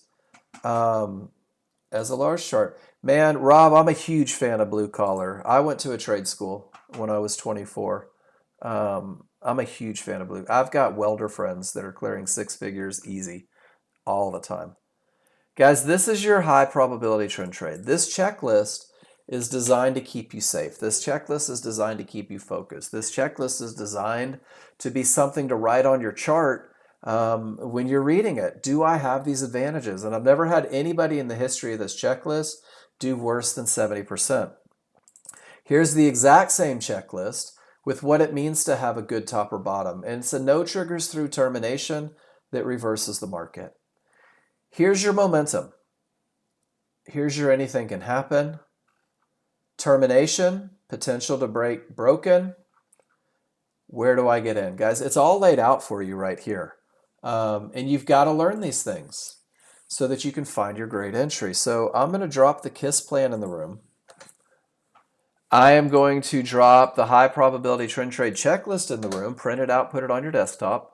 I'm going to drop the one with pictures in the room, study it for 3 minutes every morning while you sip your coffee. I'm also going to drop the PowerPoint that I used this morning to teach you in the room. I'm going to make sure that you have a copy of my spreadsheet. Guys, this is me summing up the first hour. This is everything that you need to be successful. And then finally, I'm going to give you the Chart Reading 101 sheet. And this is the one that makes you a chart reader, guys. It says go take pictures and annotate charts. That's all it is. I'm not going to read the whole thing. Go take pictures and annotate charts. That's how you get to where you want to be. It's never changed. Taking pictures and annotating charts is how you get to where you want to be. Taking pictures and annotating charts is the path of least resistance to your goals. You will either do it or you won't. And I can't force you to do it. Congratulations, Cav. Guys, that's 2 in the room that have passed their Apex accounts today. That's 2 in the room that got funded so that they can trade other people's money. That's 2 in the room that followed a plan, giving them a statistical advantage, focusing on rules. When is it going to be your turn? Right? When do you get to be the person that's dropping in the room and saying that you got funded? It won't be long if you follow a plan. It won't be long if you stick to a plan, a statistical advantage. And yeah, Cav, it's true.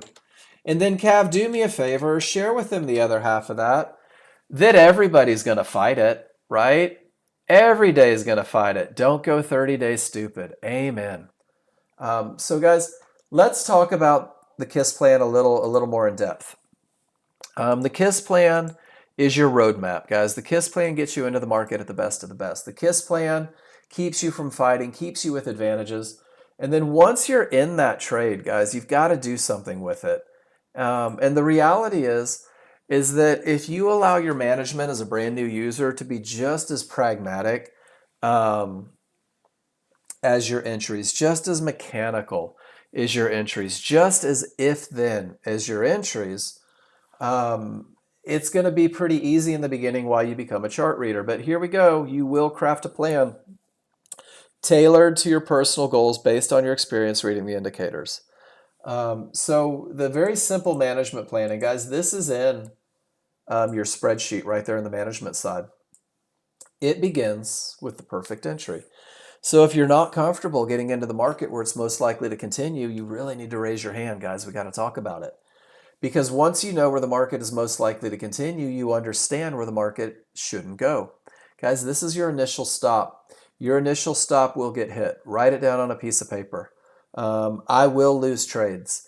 Every time I take this entry, I'm going to lose 2 or 3 of them. I don't get to pick which 2 or 3.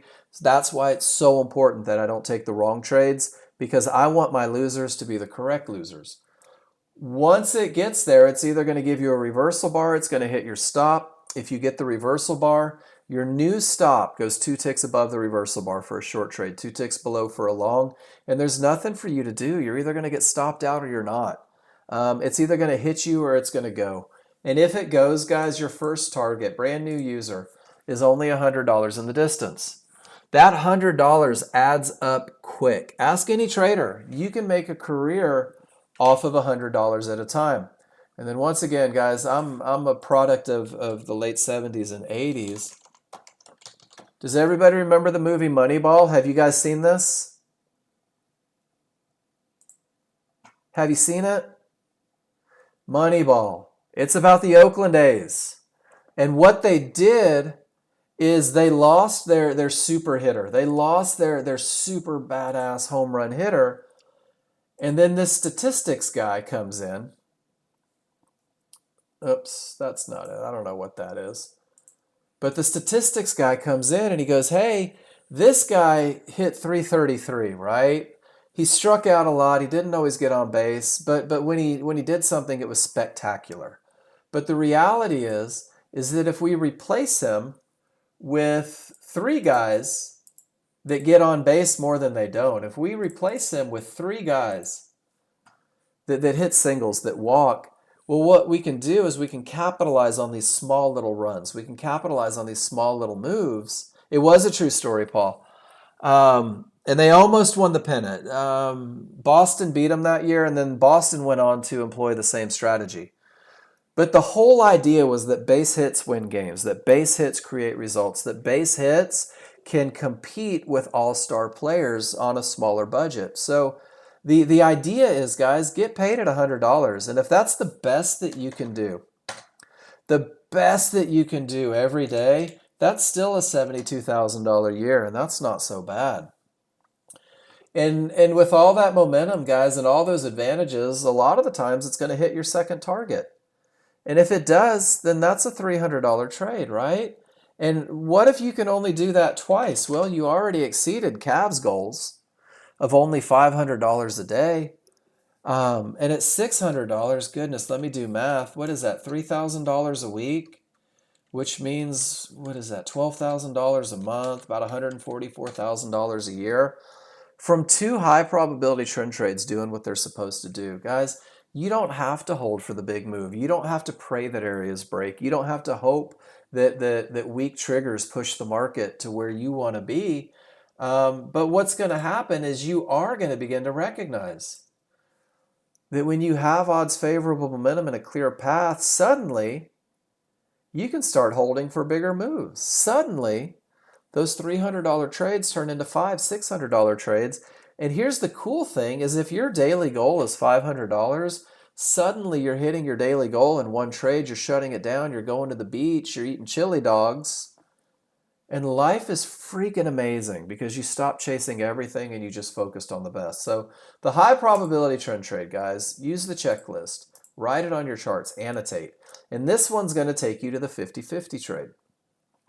The 50-50 trade is the second trade that I introduce you guys. The 50-50 trade is not a high probability trend trade. The 50-50 trade has an area with the potential to break, but it's not broken. So I'm going to cover up a clear path. The 50-50 trade is going to give you a rock solid recipe for entering the market when areas have the potential to break. And it's going to focus 100% on making sure that you don't forfeit momentum. And it's going to make sure that you're entering at the areas where the market is most likely to continue. And this 50-50 trade isn't a trade that wins 70 to 80% of the time. Be prepared for your win percentage to go down. This 50-50 trade is not a high probability trade, which means that it has to be managed assertively. This 50-50 trade is not a home run, guys. Maybe it's a stand-up double. And here's the key to taking it the best of the best. Make sure that the market is coming from a termination condition that reversed the market. If it's not, the likelihood of success goes down. Make sure that you have odds favorable momentum on the 13-2. If you don't, the likelihood of success goes down. Make sure that you have odds favorable momentum on the small chart. If you don't, the likelihood of success goes down. Guys, it's already medium probability. Your KISS plan will tell you that if divergence prints, don't take the trade, because divergence is the #1 killer on these trades, especially if you're just becoming a chart reader, because you don't have the wherewithal to determine if it's okay to break your rules. But if it's yes all the way down, enter at the area and still be prepared to lose 4 or 5 every 10, because it's not a high probability trend trade. It's like a supplemental trade.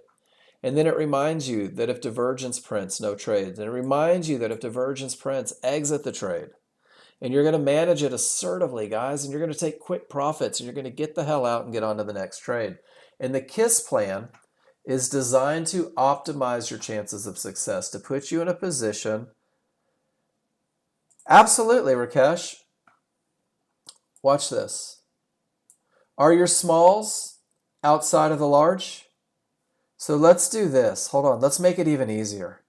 Hold on 1 second. I got you, Rakesh. Bum, bum, bum, bum, bum, bum. And thank you, because these are the questions, right? And this is really the most amazing thing ever, and I think you're going to like this. So, Rakesh, is this a 13-2, a 21-3, a 5-1? Is it a range chart? Is it a tick chart? Is it a minute chart? Is it a month chart? Is it a yearly chart? Who knows, right? But do you see how the smalls are outside of the large? How they're wide angled in the direction of the trend? That's odds favorable momentum. And this look is the look that tells you there's momentum no matter which chart it is. So Rakesh, your 13-2 should look like this. Your 5-1 should look like this. And it's almost too simple, isn't it? This is your look for momentum, guys. Momentum doesn't know what chart it's on. Momentum doesn't know what market it is. The only thing momentum knows is that when there's a separation, the odds are favorable for the market to continue.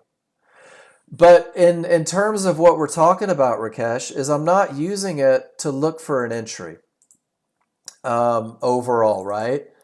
Because I use odds favorable momentum on the large chart. Here we go. Bring up this picture. I use odds favorable momentum on the large chart to define my advantage of momentum for a high probability trade. For a 50-50 trade, absolutely. I want to see that same momentum on both charts. I want the best of the best on both charts. I want no divergence on the small chart.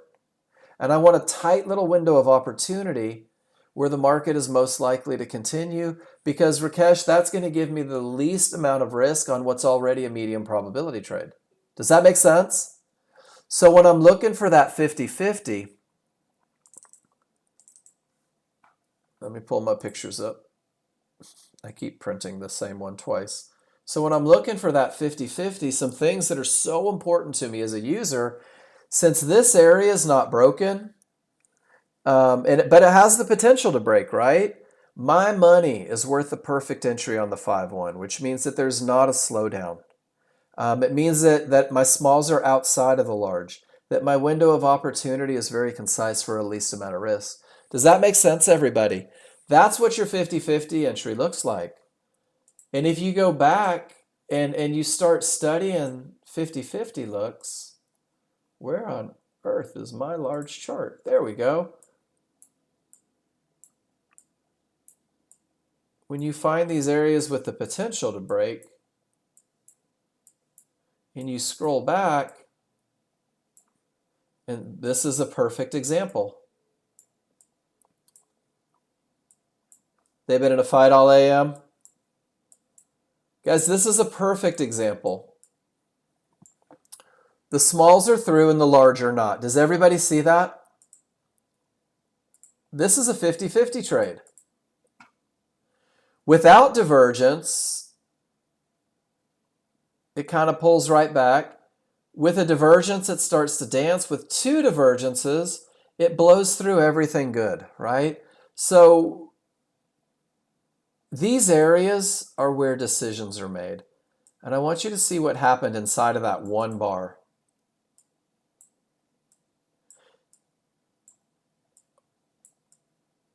Look at all of this movement. Look at all of these shenanigans inside of one bar, right where decisions are being made. Your small chart shows it. The divergences show it. The deeper pushes, all that sort of stuff. So Rakesh, you start off with odds favorable and no divergence, and it does give you a bounce. And then with divergence, we start to get weak triggers. It creates a second divergence, a bigger push, and it really gets kind of ugly. And guys, these are the trades that aren't home runs. If you decided to enter that market, even at 28, you might have made shoot, I don't know, $50 or $70 on that medium probability trade.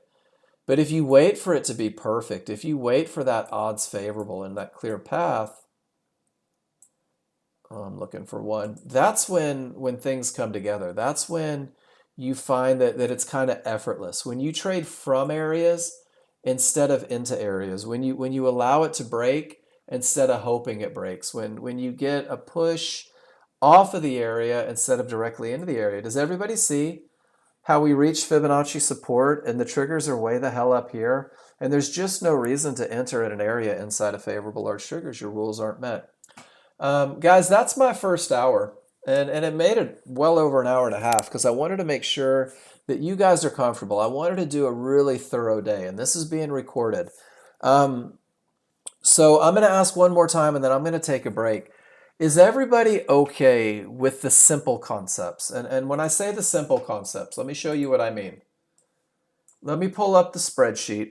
Is everybody okay that strong triggers means that the small are outside of the large are wide, the colors match, and this is a market that's likely to continue in the direction of the trend?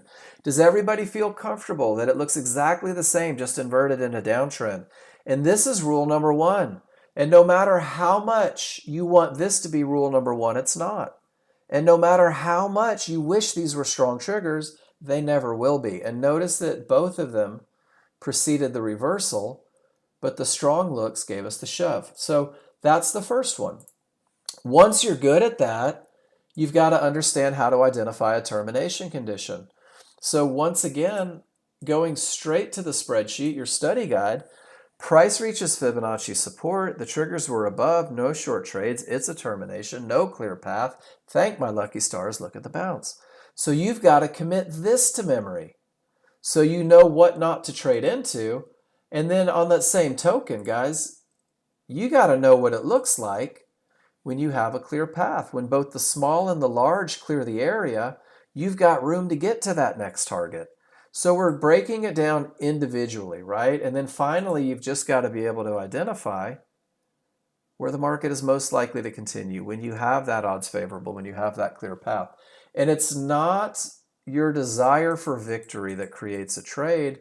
It's your adherence to the rules. It's your willingness to tell yourself that I've only got two options in life. Either my rules are met or they're not.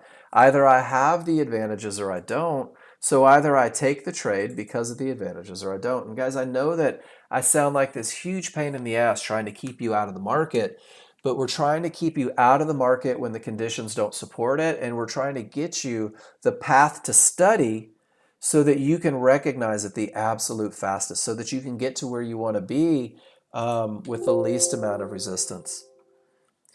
How can you configure the 13.2 and 5.1 dynamic on a new chart in NinjaTrader? So you want to build new charts, basically?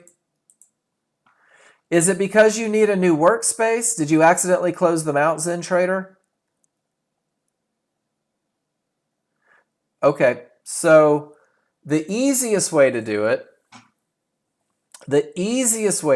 Zen, is just download the indicators again. It'll give you all of the workspaces. It'll give you all of the ATM strategies. It'll give you all of the chart templates, and it'll override everything that you had. That's the easiest way to do it. Because it'll replace everything for you. And then if you're hell-bent on doing it yourself, it's pretty easy. Hold on one second. There's the way to start fresh if you want to do that. If you close out a chart, and let me guess, did you hit the X and close out the charts like that instead of closing out the workspace? No, that happens a lot. I did it a lot until I finally figured it out. So if you want to create a new workspace, hold on one second.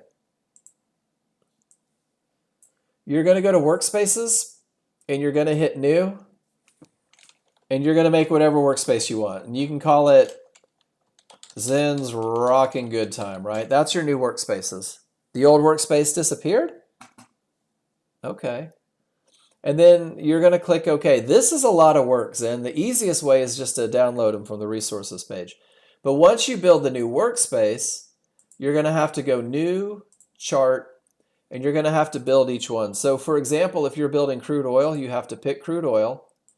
You have to grab your 13.2 template. You've got to make sure that tick data is there. Nexgen Dynamic Rinko 13.2. And all of that is, hold on, building new charts right here. But I'm going to tell you, if my stuff disappears, the easiest way to get it back is just go to the resource page and download everything fresh. And this shows you exactly how to do it. Get rid of whatever's left in the old, go through, download the indicators. There's a link to it, to the resources. And then, of course, here's the best part, guys. If you're like me and you're technically challenged, go hop on with Jason. Let him fix you. He will. He'll totally fix you. So I hope that helps, Zen. Everything you need is from the education page, right in the software user guide. Jason is the path of least resistance, but running this right here, download the indicators, will literally override everything. Chef, have a good one, man. It's good to see you in here again. I can't wait to see your posts. Guys, I've got to go stretch my legs. So you're lazy. Hello, Jason. Nothing wrong with that, Paul. You guys pay good money to have the advantage of the greatest freaking tech guy in the world. So use it. Guys, I'll leave you with crude oil. Let's see what it does. I'm going to go stretch my legs. I always encourage you guys, especially if you haven't found a trade in a while, go stretch your legs, go relax, pet your dog, breathe some fresh air, eat a handful of peanuts, whatever. But step away from the market, right? Give yourself a minute. I'm going to do that. I'll be back in 5 minutes. When I come back, we're going to start going through your chart reads. We're going to talk about entries, exits, advantages. Some of you are going to get your feelings hurt because I told you you got lucky. Go ahead and brace for it. If you are brand new, show me what you got. So Maddie and Troy and who else is new in here? Paul Flowers. Do me a favor, Don. Take a picture. Practice, right? Come through. Take that picture of both charts. Doesn't have to be a trade. Tell me what you see and post it in the room. Say, Mark, this is my chart read. I noticed that the triggers didn't get through there. I noticed that support held. I noticed that that is an area, but my rules aren't met here. Just whatever you see. Doesn't matter. Get comfortable posting in the room and understanding that feedback will get you where you want to be. I'll see you guys in 5 minutes, give or take, and then we'll finish out strong.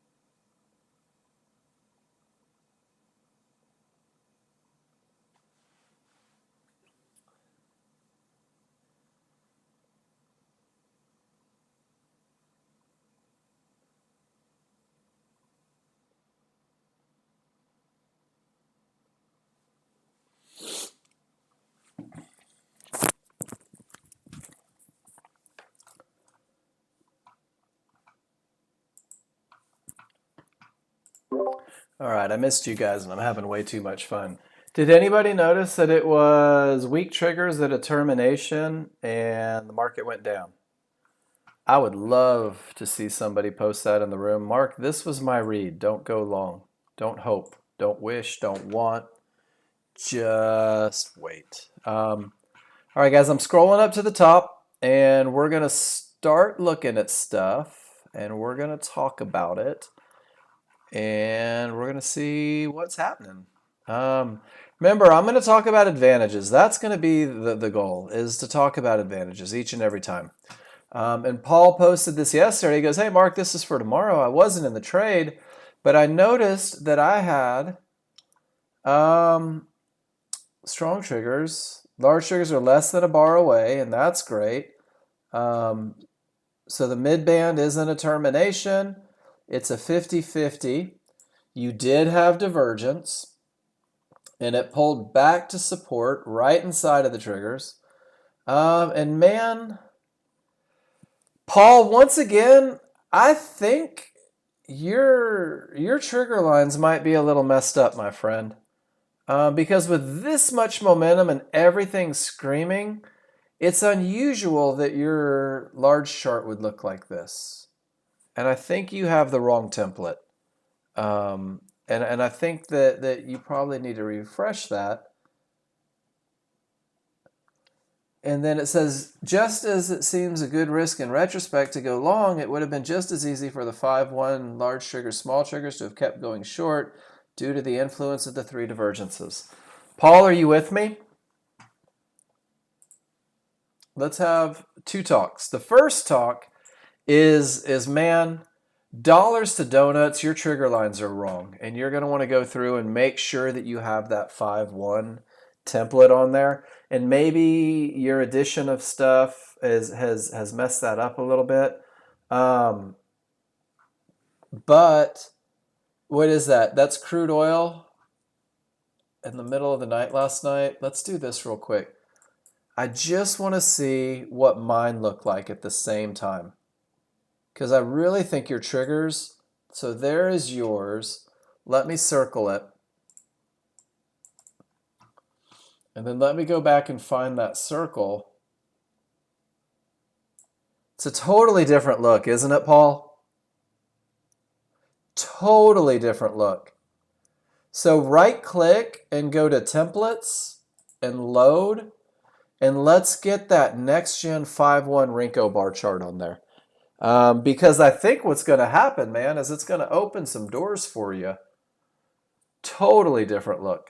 So I just want to do that first. And guys, sometimes I'll notice it and sometimes I won't. But if I ever notice that your charts look a little off, I'll try to walk you through getting them. So I really think it's good. But the one thing that I want you to remember, Paul, is that's your second divergence, right? Small and large broke it. And it's the same idea for breaking divergences as it is breaking areas. When the small and large get above, the area is broken. When the small and large get above the divergence, that divergence is out of play. It no longer exists, and you're starting over on your first divergence. I like the look. I'm not sure where it was coming from, but with that much momentum and that low risk entry, all day long, brother, I'm not missing that one. I can't afford to miss that one. Great read, great setup, nice work. We'll get your indicators looking the way they need to look, and it's really going to make it a little easier for you. So good stuff, dude. Thank you for sharing that. And then Paul came in. Paul takes the momentum trade, didn't trust it, gets stopped out, and then took the trend trade. And then Paul, I don't know if you're in here. Guys, this is one of the things that I talk about a lot, is when your areas for entry are on the wrong side of the trigger lines, it's less apt to work. It really is. It's less apt to work. And then when on your range chart, if you're at the outer bands and that white bar comes off of it and these triggers roll, Guys, you gotta wait for a signal if you're a range chart user. That's just a must. You're gonna get run over more often than not. And then Andy, you're the designated driver. Oh, you're probably already gone. Hopefully you'll watch this. Bad bottom, odds favorable, 50-50. Perfect low risk entry, smalls outside of the large. Beautiful. I take that all day long, man. Nice and concise, back to support, trading from the area, not into the area. And with this much momentum, it stands to reason that that market's going to continue up. What a great job. And then Paul's checking his thinking. Weak triggers, amen. Weak top, it didn't hit the fib. Didn't pull back into the large triggers or set up, spread out. It's 85. I can't see it at 85 what happened there. That looks pretty good, but it's into the terms. And then down here, weak triggers create the deeper retracement. Other side of everything. You say this is a setup to remember for possible trade to add in paycheck. It's at two areas, solid backing for entry, not high probability, to which you're restricting yourself. So this is area with the potential to hold based on the trigger lines. Weak triggers suggest the retracement. And then that area lines up over here. Maybe you wait for a little confirmation at the area and see what happens. But your read is solid. And I'm excited to see what your charts look like with that new template. It might make your life a little easier. Good stuff. All right, let's see who's next. And guys, if I ever miss a chart or I miss a question, make sure you let me know. Sometimes I do, and I don't mean to. I never mean to skip anybody. It's never personal.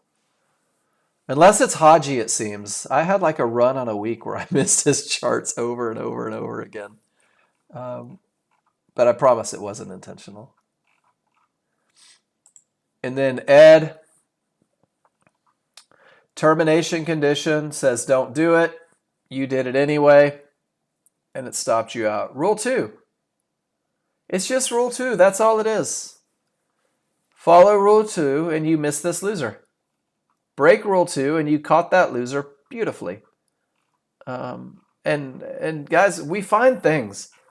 And let me show you the picture, because this is the one that my brother... This really is the one. My brother, and guys, if you know my brother, he's brilliant, but he's not always sugar-coated. And he said to me, literally on a phone call, so I was where you guys were. I was learning to read the indicators. I was getting there, and I kept trading in determination conditions. And guys, I kid you not, this was my Achilles heel. I made more mistakes trading in determination conditions than I care to count. And my brother literally, he goes, why do you believe it'll break for you? Like, have you ever gone back and seen how many times these areas hold? Why are you so hell-bent on believing that you're the exception, that it's going to work for you? And then we make the Sex Panther joke from Ron Burgundy where you're just like, nope, Control V. Paul and Michelle, this works for you too. If you're in the pop out, Control V is the shortcut for paste. It won't let you just right click and paste. There you go. But my brother, JM to his little brother, why do you think it's going to break for you? Because here it held and there it held and here it held and there it held. Why are you so intent on believing that the market is going to bend what it normally does just for you? And I had to go to the point, and the same thing I told you, Ed, go take pictures of termination conditions until you believe them. And I'll tell you, it took a lot of pictures for me to finally believe it, because I was more focused on, I wanted to win. I wanted to win so badly that I didn't want to learn the rules for what it took to win. And it's embarrassing to say that to each and every one of you, because I encourage you guys to not do that every day. I try to keep you guys focused on not doing that every day. But guys, I did it wrong so often, so many times. And that's one of the reasons why I get a little passionate on these. Fib did eventually hold. So let's look at it. The market's going up. The momentum is good. I don't know how many divergences you had. But Ed, do you see how here's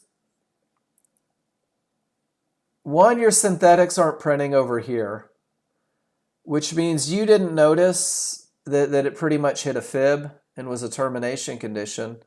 You had at least a couple divergences up here, and your triggers aren't great, and it did eventually hold. And I remember this one. This was that 50-50. That was the third divergence. We talked about it. And no, that was the second divergence, and it pushed it down below everything, and then it does go. And man, this is where, when it's not perfect, 50-50, two divergences, let that KISS plan keep you safe, guys.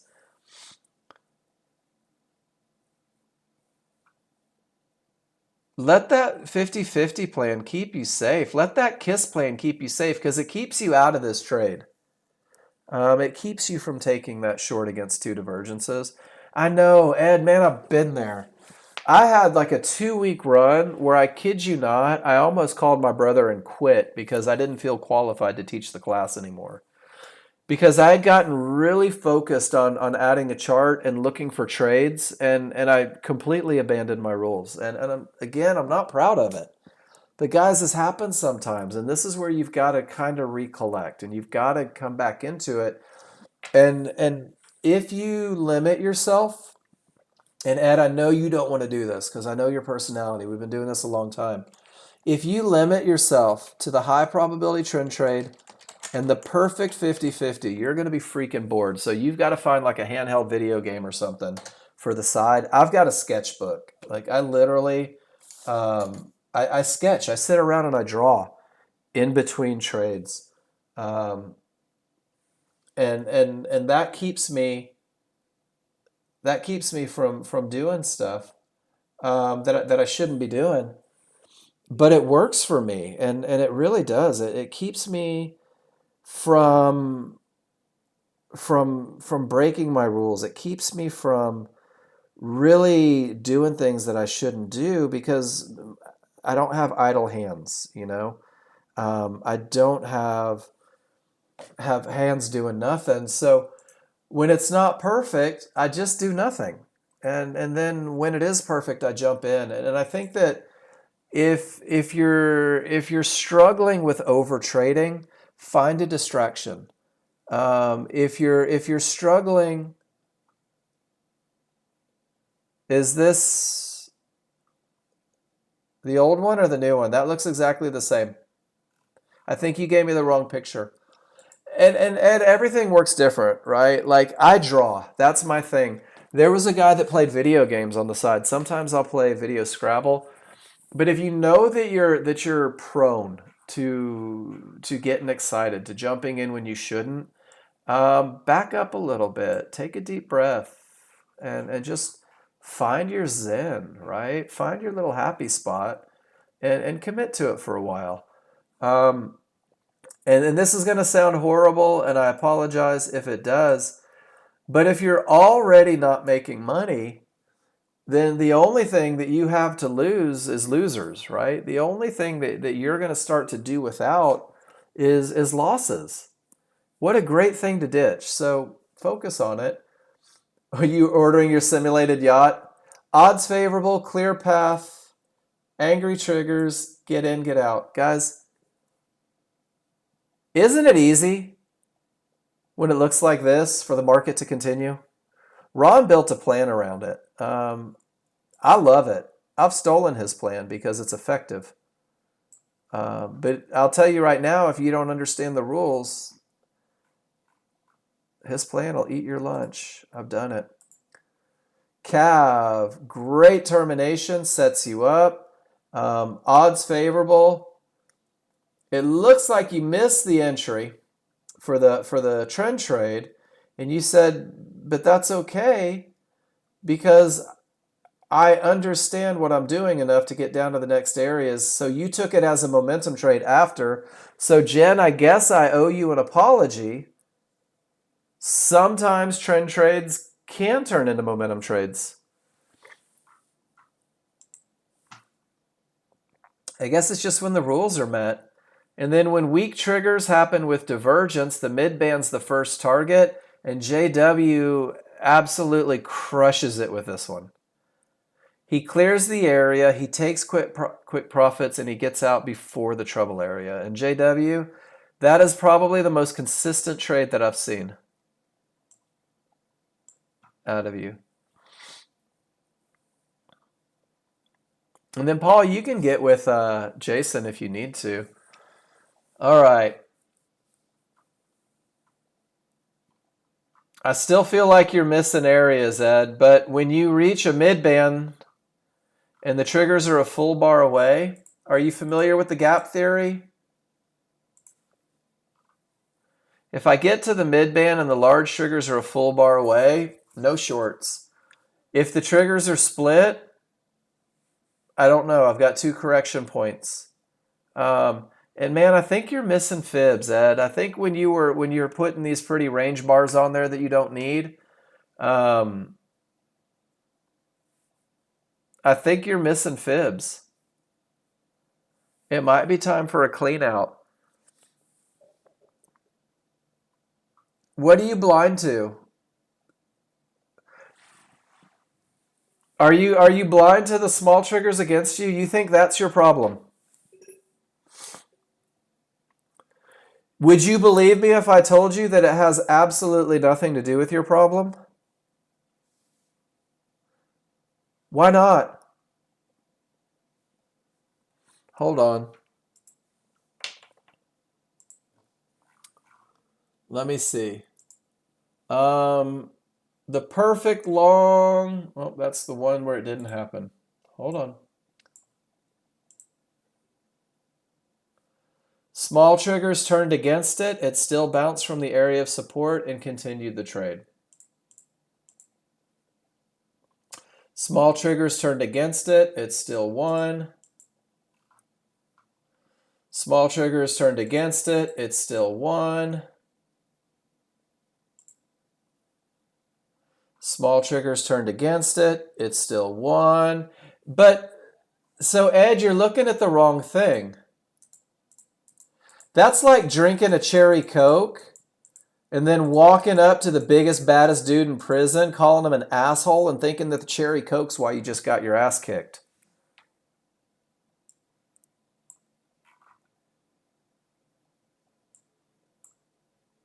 Pardon my bluntness, but we're going to go through. Hold on. Here we go. Let me scroll back up to the top real quick. It's a little tough love today, Ed. You traded directly into a termination condition there. That's what kicked your ass, not these small triggers. Respectfully, of course. Ed, you traded directly into a termination condition. Well, no, that one you didn't. Oh, look, that one you had a clear path and an entry and the perfect entry. And you didn't take the perfect entry, so you got stopped out, even with the small triggers turned against you. That would have been a win. But you scared yourself out because you keep taking the wrong trades. 50-50, 2 divergences, that's not the right trade.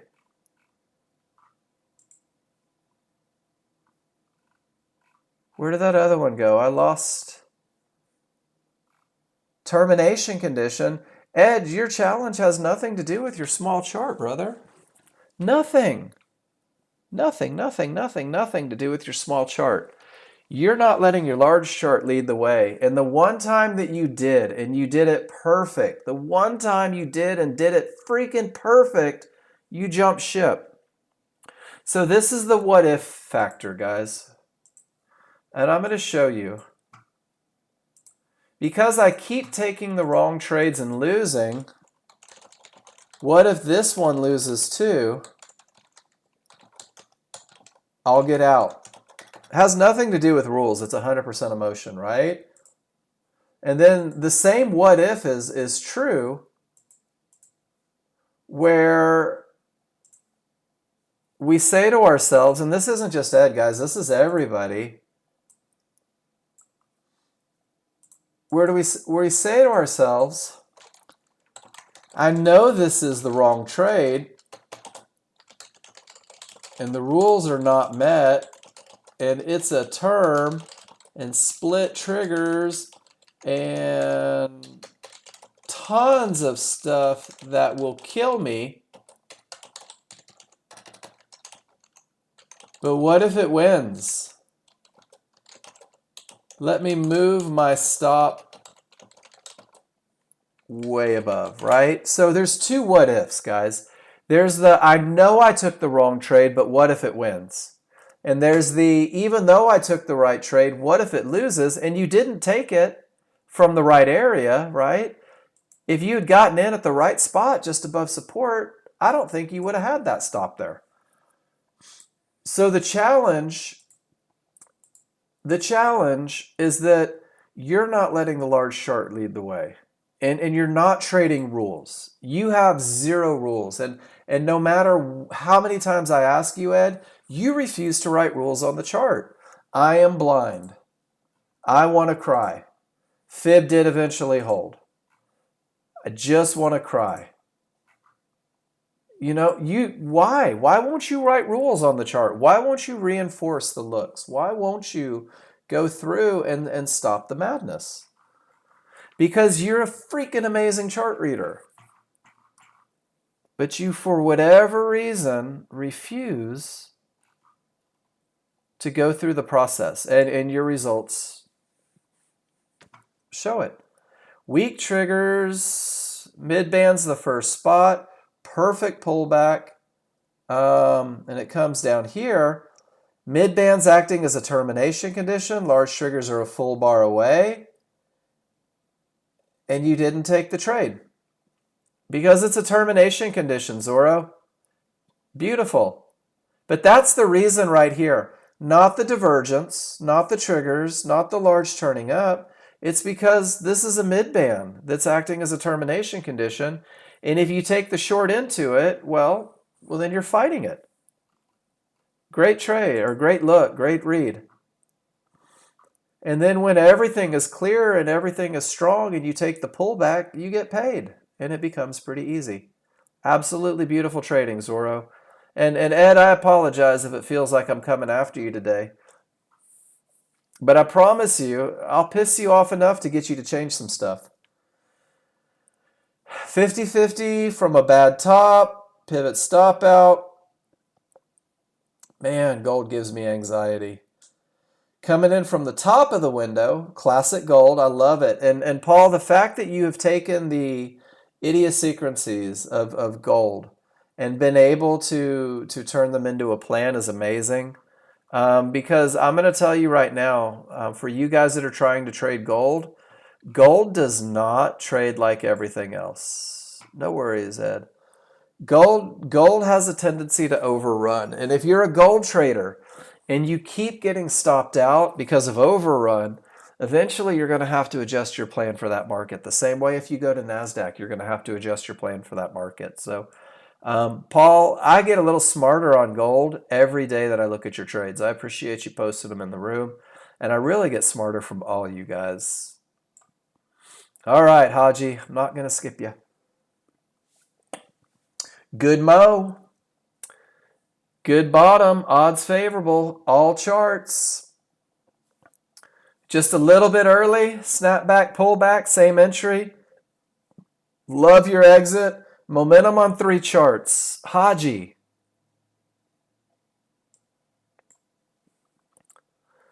Telling you guys, momentum on 3 charts. It's so hard not to win. Do you guys see it? Give me a Y if you see it. When you have odds favorable momentum on all 3 charts. So Rakesh, this goes back to, see the momentum? See the momentum? See the momentum? Triple dog dare you to stop that market. And this is my favorite part. And Haji, just put your hand in the air, virtual high fives. You took a momentum style trade, and when you got to the wrong side of momentum, you exited. This is the hardest thing for you guys to do on this trade. And I see so many people take this trade, and the momentum stops on a momentum trade, and they get stopped out at the trend trade. And it's okay. Get paid. Wait for the next one. Haji, like a freaking surgeon on that one. Great job. And then Cav coming in. Triggers break.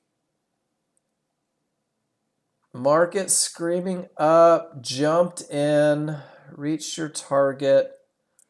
61. That's a tough one for me. You let it clear, which I like. You had momentum. You had momentum. And I guess you just held it until you had a reason. So great job, Cav. Took me a second to come to terms with that one. Joel, that's a big checklist. Odds favorable, 50-50, one divergence, perfect entry. It does overrun because it is a 50-50. There's decisions being made. Stop keeps you safe. Out at the first trouble, out at the best trouble. Joel, great job, dude.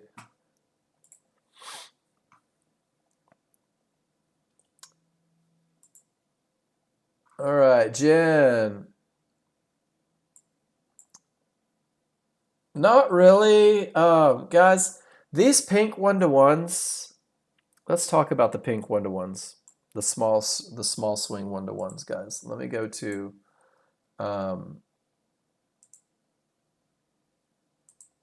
the trading guide real quick and glossary of common terms. I want to talk about the two one-to-ones real quick. Jen, thank you for this picture. The large one-to-ones, the yellow dots on your large chart, guys, these are 100% Fibonacci alternates. They're taken from big decisive moves. They're taken from big swings in the market. There's a very, very solid recipe that creates these yellow one-to-ones. And I respect them like they are the gospel truth. These small swing one-to-ones, guys, these are taken from so many freaking fluctuations. I don't even know why my brother keeps them in there. He finds value in them. If you're a NASDAQ trader, small swing one-to-ones on a large chart are every bit as effective. But on something like the S&P where it's smaller, these are pretty insignificant in my opinion. And I wouldn't even give this the 50-50 look. But what I would give the 50-50 look, and correct me if I'm wrong, Jen, that's the termination, right? And that's odds favorable coming into the 50-50, and that's no divergence, and that's the pullback right to support, and maybe that's an opportunity to catch it to go up to the top. But those small swing one-to-ones, zero fear on anything other than NASDAQ. And Miss Debbie, odds favorable. You know where your stops go. And look at that momentum, just screaming. You guys are amazing. Beautiful trade. And then Haji again.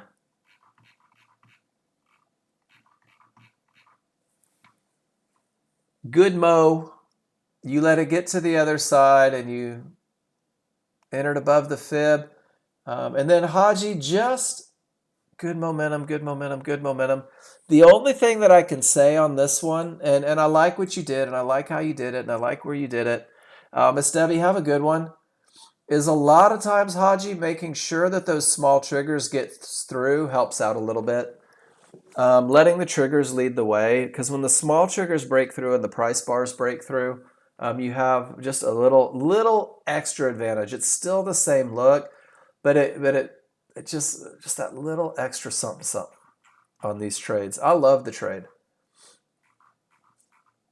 That's just one of the things that I look at. I find that these turn into trend trades more often than I care for if I don't let the small triggers get through the area.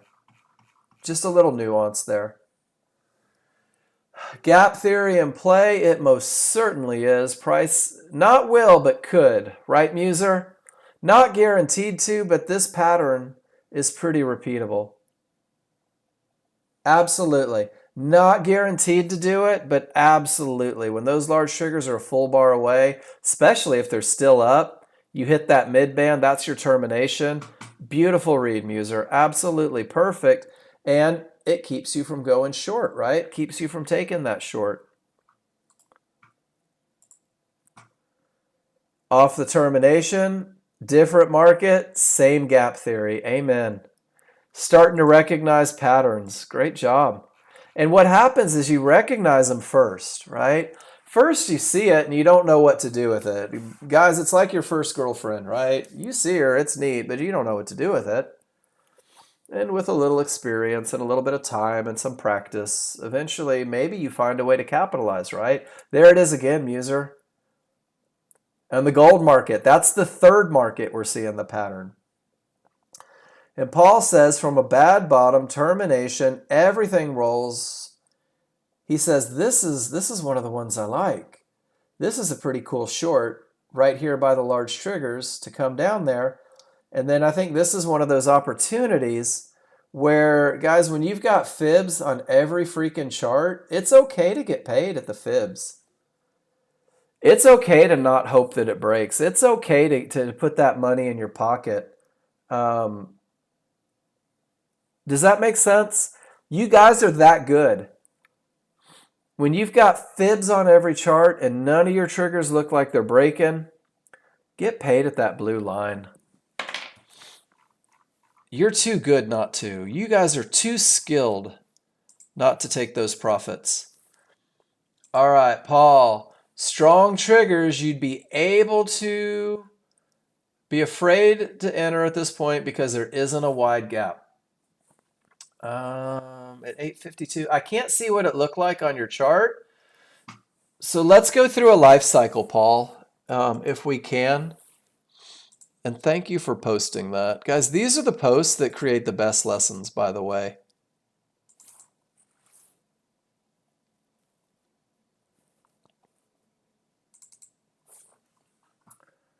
I'm going to take this one. So, Mr. Flowers. I know I've got two Pauls in here, and I'm probably confusing the heck out of you. Let me take a picture. That's not the one that I wanted to take. Where's the one that I had up? Here we go.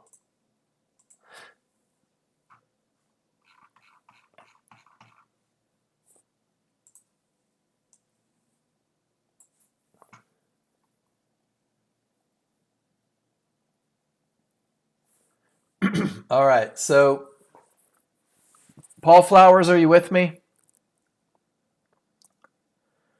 We're just going to kind of go through the life cycle. So right as they begin to separate, this is stomping the gas pedal. So here's my acceleration, right? And this is where, right when they start to separate, I've got odds favorable, brother. That's it. And you're going to be tempted, just like everybody is, to say something clever, like, that gap's not big enough, right? Or that gap's not big enough. But the reality is that as long as there is space between these two, you have odds favorable momentum. Right on. This look about right here,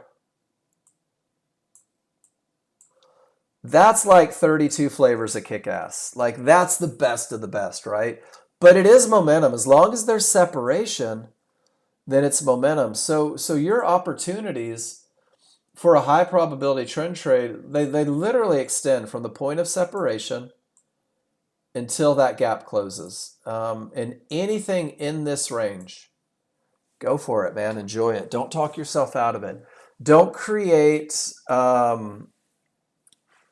levels of odds favorable. It either is or it is not. It's either separation or it's not.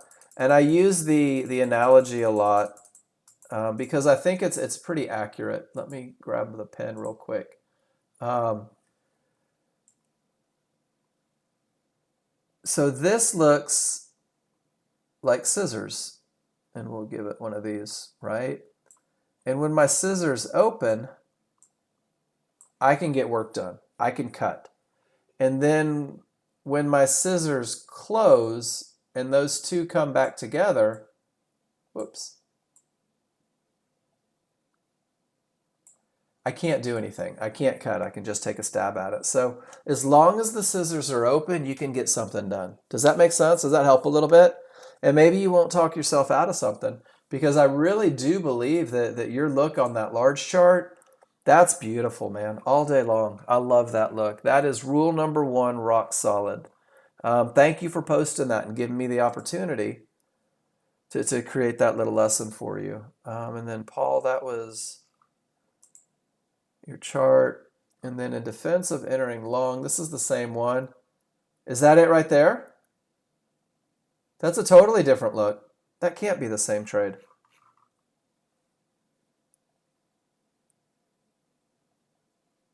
I think it is. That's amazing there, Paul.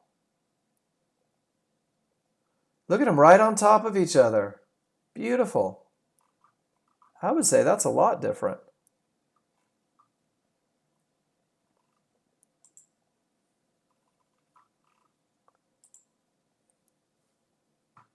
And then, yeah, once again, the challenge here is we have a 50-50,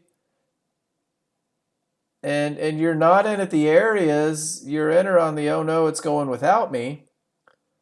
And then the divergence is on the 50-50 print. And you hold on to that thing forever, Paul. Is that fair? So rules, 3 divergences, good bottom. I love that all day long. Odds favorable. Yeah, tail end, but still. Not clear. You do have favorable large triggers. You made them look better than they were. I like that. And this was a 50-50, which you look at and dismissed. So let's go through rule number 3 first. On a basic 50-50, coming from where it was coming from, highest point of support to lowest point of support inside a trigger. So we can agree, I think, everybody, that that is where the market, that's where the rules are met. Paul, do you see it? And it just didn't get there, did it? So you jumped in, which is problematic. And it's a 50-50. One divergence prints, and if you decide that with the good bottom and everything, you're willing to take it, then this one gave you the perfect entry. And it went from there and it went all the way up. And then the second divergence print was told you to get out. And I think worst case scenario is you skip the entry that isn't true. You take the one that fits the rules and you exit when the rules are met for exit. This is a reflection of hope. And you're right, it should have been behind the reversal bar. So you're doing an awesome job policing yourself. You did not. You knew it was going up, said, screw it, hang on, here we go. Been there, done that. And it's like they know, right? They know exactly where you're at. And you were married to it. And Paul, I think your annotation is brilliant, if I can say that. Your annotation describes your chart read, but even more so, it talks about how you felt getting into it. And when you come back tomorrow and you look at this, you might say something clever like, you know what? I got to reel those emotions in. I got to not get seduced by that siren song, because my chart reading is great and I just have to wait for the rules to be met. And that's it. And then Jen, good top, strong triggers, everything said down, and you were trying to get more out of the market than it was willing to give, weren't you? I mean, and that happens sometimes. I love the good top. I love the entry. I love everything about it. And it actually gave you that entry twice, just in case. So, man, at the risk of sounding like a fangirl here, me going, you're so good. What a great entry, right? Didn't you do like the best entry ever? Does everybody see where she entered? What was your price? 96? And here's the challenge though with this one. You could have, should you chosen to, had a stop 2 ticks above that reversal bar, which means you literally have 20 bucks of risk on this trade, right? But you chose not to. And you already had a pivot stop out. And then you had a divergence. And then you had weak triggers and a second pivot stop out. And the smalls got above the large. And things started changing. And you just held on. Yeah, and I understand why it was, right? Because when you start a trade and you enter at the area, your stop goes where the market shouldn't, right? You did that beautifully. But here's the second half, being active in your success, is once the market gives you a reversal bar in the direction of everything, we're so freaking good at what we do, Jen, that it's okay to take a loser. But isn't it better to take a $30 loser than a $200 loser? And it gave you 2 opportunities to move that stop behind a reversal bar. And it was just screaming, Jen, please, we're about to take your money. Don't let it be a lot. Don't let it be a bunch of money, Jen. And the look on the large chart was great. And this is where it's tough because you're like, oh, but everything is so awesome. And I just want to hold.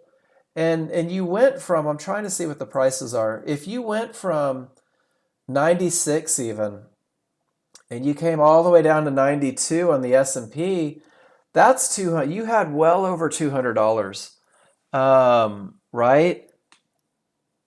And yeah, and this is where you're like, man, this is my home run. And I recognize this one because I do this too, especially if it's been a slow day and I'm trying to reach a goal. I'll start wanting the market to do what I want it to do and not what it's telling me to do. And of course, I'm not saying that that's what you did. But when you're up 200 plus and you take a loser, you've got to re-examine your management. Um, you've got to re-examine your management. And I know this, and guys, I try to say this as often as I can. All these things that I see and that I talk about, it's just a picture of me. That's all it is. It's just a picture of me. This is what I've done. And I've done this enough that I recognize it instantly. But I've also gone through the healing process, if you will, to learn how to not do it. And you're going to get there. And great entries make it easier, right? Anything can happen, triggers. No areas inside of favorable large triggers, guys. No matter how much I hope the market goes up, that can't be my trade because it doesn't fit my rules. How easy was that? To be able to say that so rapidly that no matter what I want the market to do, that doesn't fit my rules, so I can't. I'm just not allowed. Man, so we made it through all the pictures. Good job, guys. I haven't shared this in a little bit. Let me share this with you guys, just in case you want it. For you guys that find yourself getting a little sideways every now and then, emotion-free trading. It's just a PDF. It's like 101 pages. Outstanding read. I would recommend the read to anybody. I'm not endorsing it. I don't have any affiliation with it, but I've read it 4 times and I've found it helpful. Maybe you will. Let's talk about your learning curve because at this point, guys, I'm just flapping my gums. Me too. And this is for you newer people. This is for my Erlas, and this is for my Paul Flowers, and for you guys that are brand new. And guys, if you're new, say hi, introduce yourself to me. Sometimes I miss it. I love that somebody has the username ? That's awesome. And I don't know if that's ask me a question. But in the beginning, it looks like a lot of fun, ladies and gentlemen. It looks like, oh, this is going to be amazing, and I can't wait to do it, and it's exciting, and it's like Vegas. And there's lights and colors and all these things. And you're like, oh, crap, he keeps talking about rules. Well, this might be hard. But it's really not if you don't force it to be. And then you get into that. I have no idea what I'm doing, but I'm going to keep doing it. I got lucky on simulator a little bit. I almost know the rules, but not quite. And you'll convince yourself that you're ready. And this is going live too soon. And thank goodness, guys, now you go live on something like Apex, and you lose $100 and not 5,000. When I went live the first time, I had true story. I'm going to share this with you guys, and maybe this is why I get a little preachy every now and then. True story. I had never posted one picture in my brother's classroom. I had never put a picture into a spreadsheet and gone back and studied it. I did not have a plan. I didn't have a written plan. I had no idea what it should take to get me into the market. I had no idea what it should take to get me out of the market once I was in. I had never taken pictures of entries or exits or anything, guys. I skipped, and gosh, it's embarrassing to say this. I skipped everything that my brother told me to do. And guys, you have to remember, John Novak is my older brother. And he had at this point spent 22, 23 years teaching people how to day trade. And he established this path and he laid it out in front of me. I just had my second spine fusion and I wasn't going back to my other job and I wanted to be a day trader so I wouldn't have to go back to work. But I refused to do the work. I refused to do the work because I'm not going to lie to you guys. Very alpha male. I'm accustomed to being smart. I'm accustomed to being in charge. I went to college and never studied, right? I made it through high school with never opening a book. And that's just what I've been used to. And day trading took some work. I went live and I lost 5 grand in one day, 21 trades, 5 grand. I lost it fast. And I have absolutely no idea what I did wrong. I didn't know if I broke rules because I didn't even know what the rules were. And man, I was so mad at my brother, and I was so mad at Nexgen, and I was so mad at the market, and I was so mad at everything except the fact that I didn't do the work. That's the one thing that I should have been mad at, but I didn't. And man, I took a beating. And John put this on the picture because that's me. That's the Mark Novak story. And then I had two choices. The thing that was obvious was that I didn't know shit because I hadn't given myself the ability to learn shit. Pardon my French. I hope you guys don't find that offensive.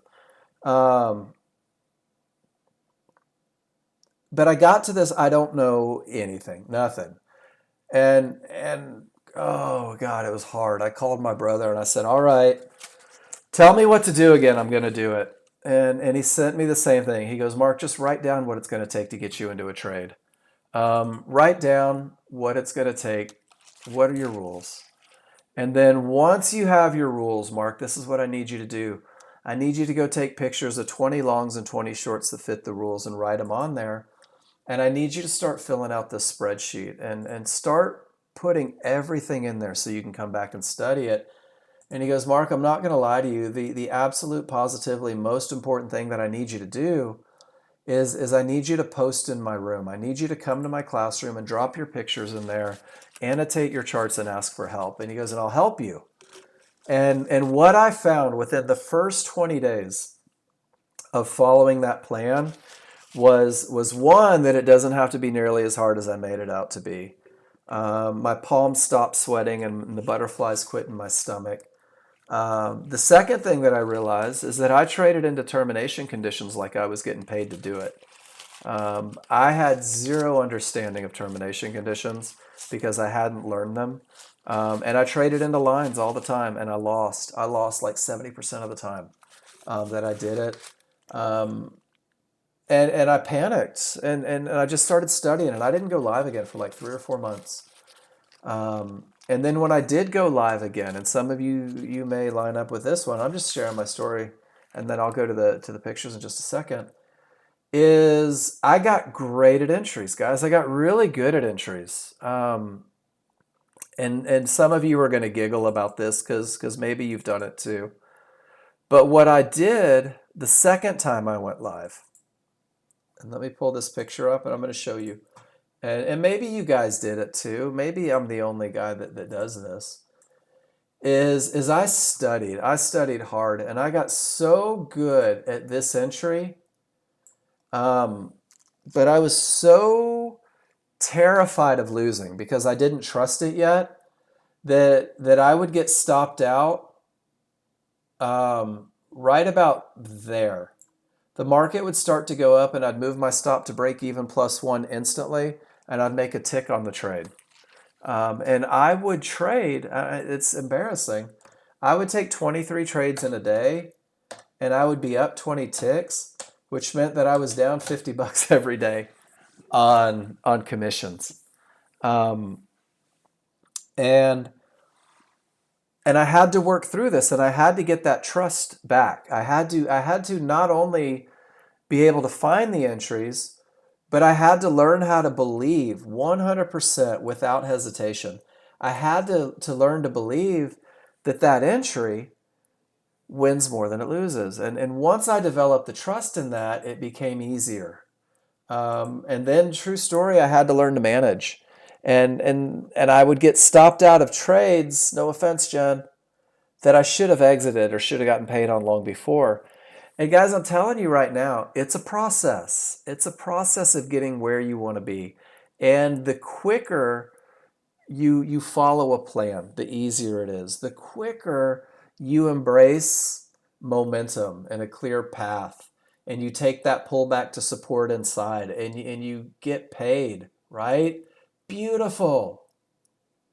Absolutely beautiful. Oh no, you got slipped a lot. Holy smokes. No, it looks like it gave you the entry here.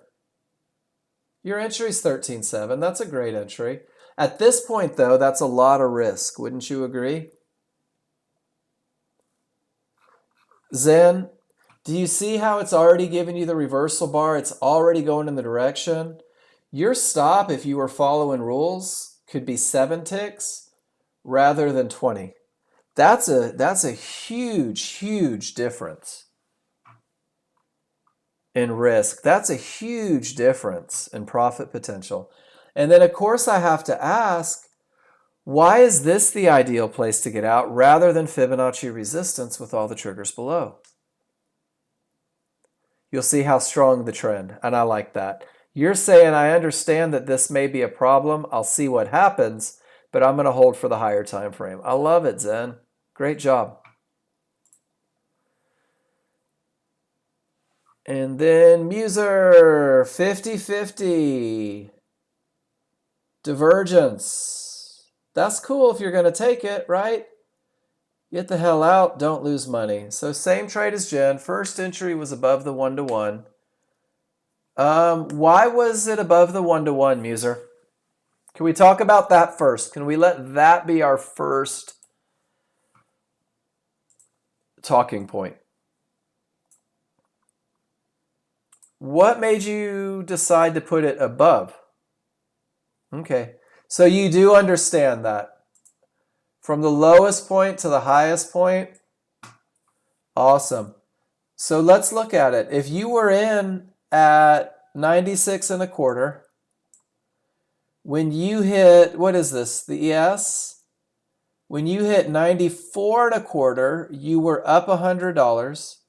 When you hit 92.25, you made 300. And the only reason I'm showing this is that, guys, you can make money in the market. Not every trade has to be a home run. And Jen, because of your time frame, you didn't see it as a 50-50, which added a little deception to your trade. So you guys had different looks. Muser had one that needed to be managed because of divergences. You had one that was a clear path, and 2 divergences doesn't change things a whole lot. So that's just a little look. Yeah, because you're on the computers. You know, if you wanted to, you could make them Eastern United States and line up with the Nexgen server if you wanted to. I don't know if it's a work computer, so you can't or not. That's up to you. It may violate your software. You may have to get with Jason to reset if you do. Because for security reasons, when it starts coming in different time frames, You may have to rerun your file and redo it. Okay, yeah. So just make sure that you're at a time when Jason would be available to do that. But Muser, I love it. And guys, this is just, I think you did this one really well.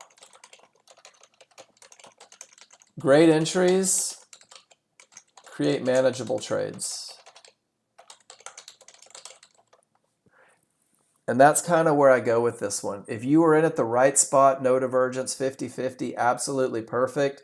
You've got 2 ticks of risk, and really, you probably got hit break even.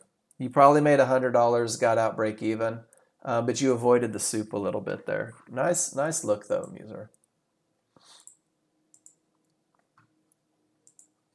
All right.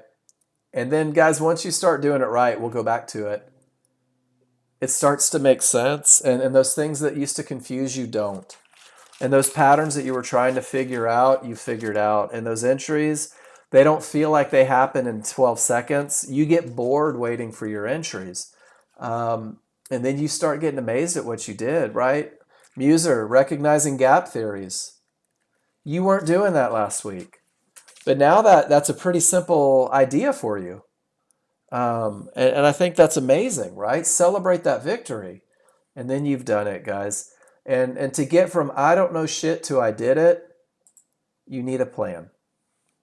You need a plan. You need something solid that has been proven to win more than it loses. So good stuff.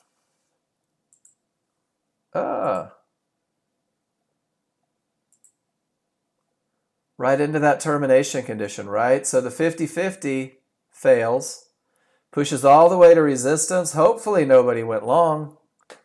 And man, look how the market is caught in between rule number 2. Trying to eat the elephant. I love it. I love that the stupid stuff that I say sometimes sticks and works for you guys.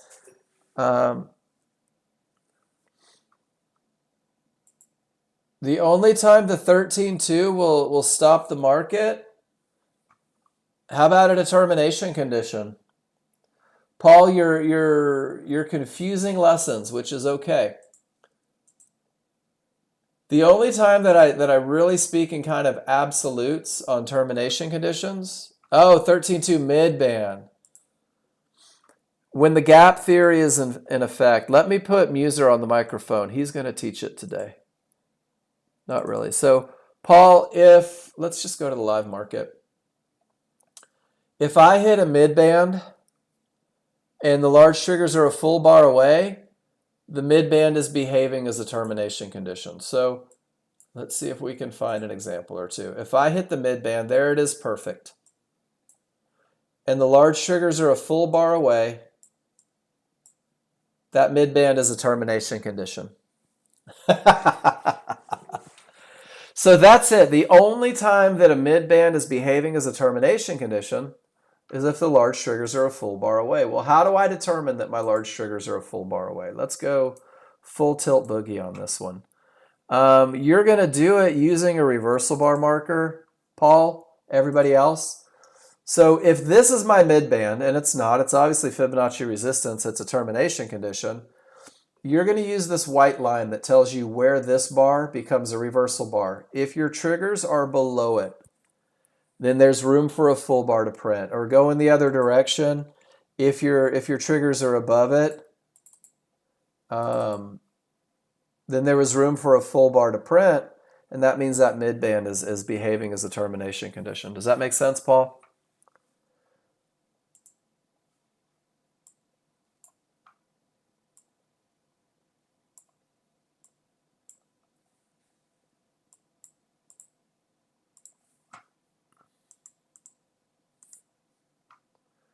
So hit the mid-band, hit support. Large triggers are not a full bar away. Technically, the gap theory is not. Why did you say though, Rakesh? Why did you say though? Still lost this trade though. Okay. Why? Why did you think you had a good entry? Was it because of momentum?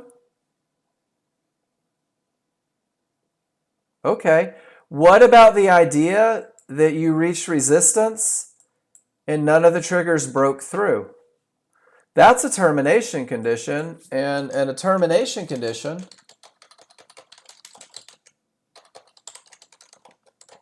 may stop the market. So what you did is you traded directly into a termination condition. You also didn't trade from an area. You just jumped in hoping that the area broke. Does that make sense?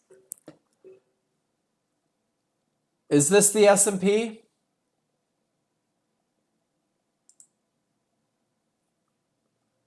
So what are your rules for entry, Rakesh?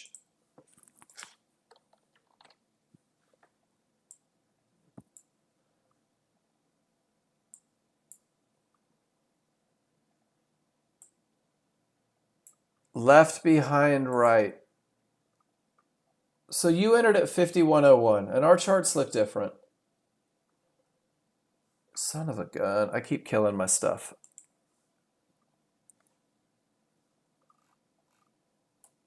$10.22. So you're in a different time frame. So we have very different fibs. You are 2 hours behind me, which means we have different midnights, which means you're central. Oh, you're 1 hour behind me. Well, actually, we're in the same time zone, but you're an hour behind the Nexgen server. So I put my charts on Eastern so that I have the same fibs as Nexgen. You can do that, but it's okay. Just off of your chart read, I love the momentum, man. I really do. I think the momentum is great, but I think that you ran into problems right here because the triggers didn't break. And are you comfortable with that lesson? With the idea that until at least the small triggers smash through, it's still a termination condition. And when it is, it's less likely that this is going to go up because it may stop the market. We all happen to have a fib right there at 03 in the Eastern time zone. But even looking on your chart, I think the idea that the smalls hadn't broken yet gives you a great opportunity to not take this trade. So when it does reverse off 03, there's no reason. But will you do me a favor real quick? Will you take another picture of your chart and just show me the aftermath a little bit? Because I still think there was an opportunity to potentially make money on this one. And I'd like to talk about that with you as well. Recognition of the termination is awesome, right? But if you'll show me your charts one more time, show me the aftermath.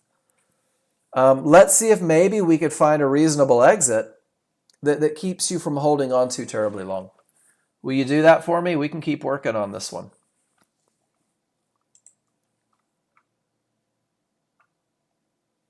This is an example of divergence making mid-band.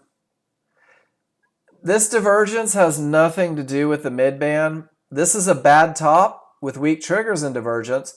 So my mid-band is the first spot where I'm looking, Paul.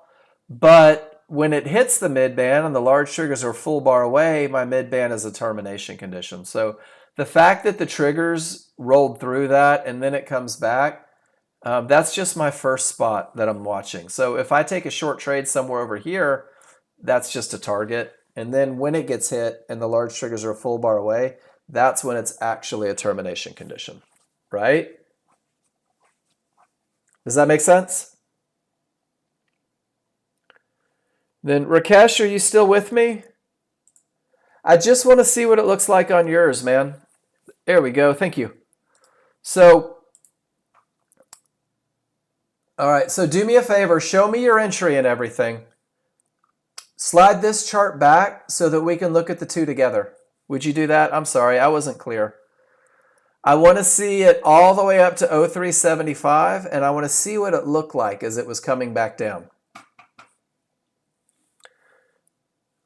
Because I think we have an awesome opportunity here to talk about the idea that if momentum is why we get in, and I like the way this looks, I really do. somewhere up here, it went to 0375. And there was a close on the wrong side of the small triggers. And what that means is that you lost momentum. So if you take momentum in, it's okay to let that loss of momentum get you out. You might have made a couple ticks on it. Does that make sense, Rakesh? But one of the biggest things on these trades is making sure that you have a clear path on that large chart. And we just never really got that there. We never got that clear path established, which made it more difficult because your trigger lines never got up to the business end of that one. Notice that you can see a lot of them stayed down here as well. But somewhere right here, we got to close on the wrong side of the triggers, and that would have been your exit condition. If you were trading a plan that says loss of momentum is a great reason to exit a momentum trade. But I think that if you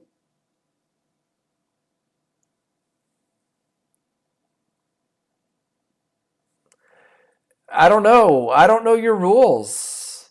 I think you would have had a better chance if the trigger lines would have broken. I think you would have had a better chance, but that's just one obstacle, right? With this momentum, Rakesh, you just jumped in. Can we agree to that? That your trade is a jump-in trade, hoping momentum carries you to the next levels. Cool. So I want you to do this. I want you to say to yourself, the whole reason for this trade is momentum. And I think that's a fair assessment. So I want to do this. And this is, I think, the most missed part on this look is everyone sees these jump-in trades and they think that they're brilliant trades. But what happens is if my only reason for taking this trade is momentum, not a clear path, not a pullback to an area, not a good top or bottom, and it is just momentum. And I'm not saying that's a bad thing. I think that's a pretty wonderful thing. I'm a firm believer in momentum. What is my plan for exit? Will I hold until the next area? Will I exit with momentum lost? And if so, how do I define that? Right? What will make me get out? And I think that what happens, and Rakesh, I'm using your picture as an example for everybody, is that it's easy to jump into the market, guys. It really is. And you did a great job recognizing momentum on both charts. But the challenge is when we rely on a condition for entry, right? I'm relying, man, there's a fight. So let's come over here. And let's look at like 1102, Rakesh. And I think that you'll get this, and this will make sense. So if I say to myself, this market is screaming down, right? And this market mirrors it, and I'm going to jump in right here. And that's pretty solid. Wouldn't you guys agree? Termination coming down, clear the mid band. This is my jump in point. Rakesh, that's very similar to what you had. So now the only thing that I have to do is I have to define what's going to get me out. Is it going to be a close on the wrong side of the triggers? Is it going to be a spike on the wrong side of the triggers? Am I going to hold and wait for a divergence to print? Am I going to exit when I reach the area, right? So what's it going to take to get me out of the trade? And I think that this is where where people struggle with these trades, because we're going to go find another example, I think. Where I see people do this. They enter these trades and they hit areas and they get divergence, and I see stops way down here where nobody really understands what it's going to take to get them out. And guys, this is where you give money back. This is where it's challenging. So Rakesh, gold star 100% for the look of momentum, for that solid, man, it's screaming to the upside, let's ride this wave. And then I think that your opportunity is to begin to develop an exit plan that makes sense when momentum is the only thing that you're looking for. And then Paul, that's the same picture.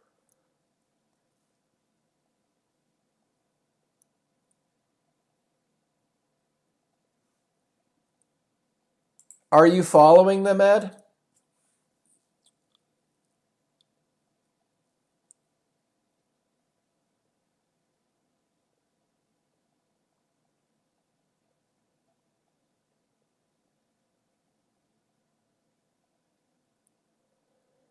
Most of the trades you take, you jump into early on momentum. So Ed, okay, I'm gonna address that in 1 second. Let me finish up with Rakesh real quick. And Rakesh, I'm gonna show you something. Um, jumping into early. See if I can find. All right, so this is, and I'm going to share this with you. This is a look that I stole from Ron, Rakesh, because I tried to take his type of trade, and I absolutely got slaughtered on it 1,000 times over. And this for me, and this is straight out of Ron's rule book. This isn't my rule. This is Ron's rule that I stole, and I'm not proud of it, but I did. Is Ron says to take this look and just jump in, the back of the price bar has got to clear any trouble. The back of the price bar has got to clear the fib, the one-to-ones, whatever it is. And then once it's cleared, if it's odds favorable on both, that's where he'll jump in and he'll take $100 or $100 plus a tick every time. And Rakesh, I took this trade 1,000 times right here and got stopped out right here. And I took this trade here and got stopped out here. And until I really embraced, and this helped me huge, and this isn't a trade that I teach, but I'm going to teach it today because this will teach you a little bit of patience, is once you let price clear the area on the large chart still leads the way, ladies and gentlemen.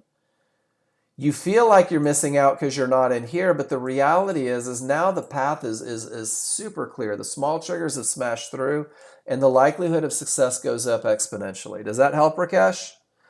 Let price clear on the large chart, and it'll help you a lot. Cool. So in this instance that Paul posted, you wouldn't even be looking until right about here, right? It would buy you that level of patience to make sure that things were breaking. So I hope that's helpful. All right, I'm going to show you something, Ed.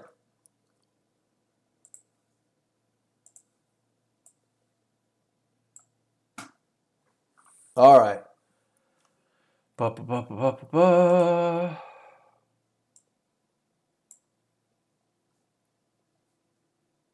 And this is why I say it, Ed. Everybody's got their stuff printed out next to them, right? Everybody's got the perfect spreadsheet. There's my entry. And there's my exit. And this is what happens. So I take this trade, and that's how I annotate my chart.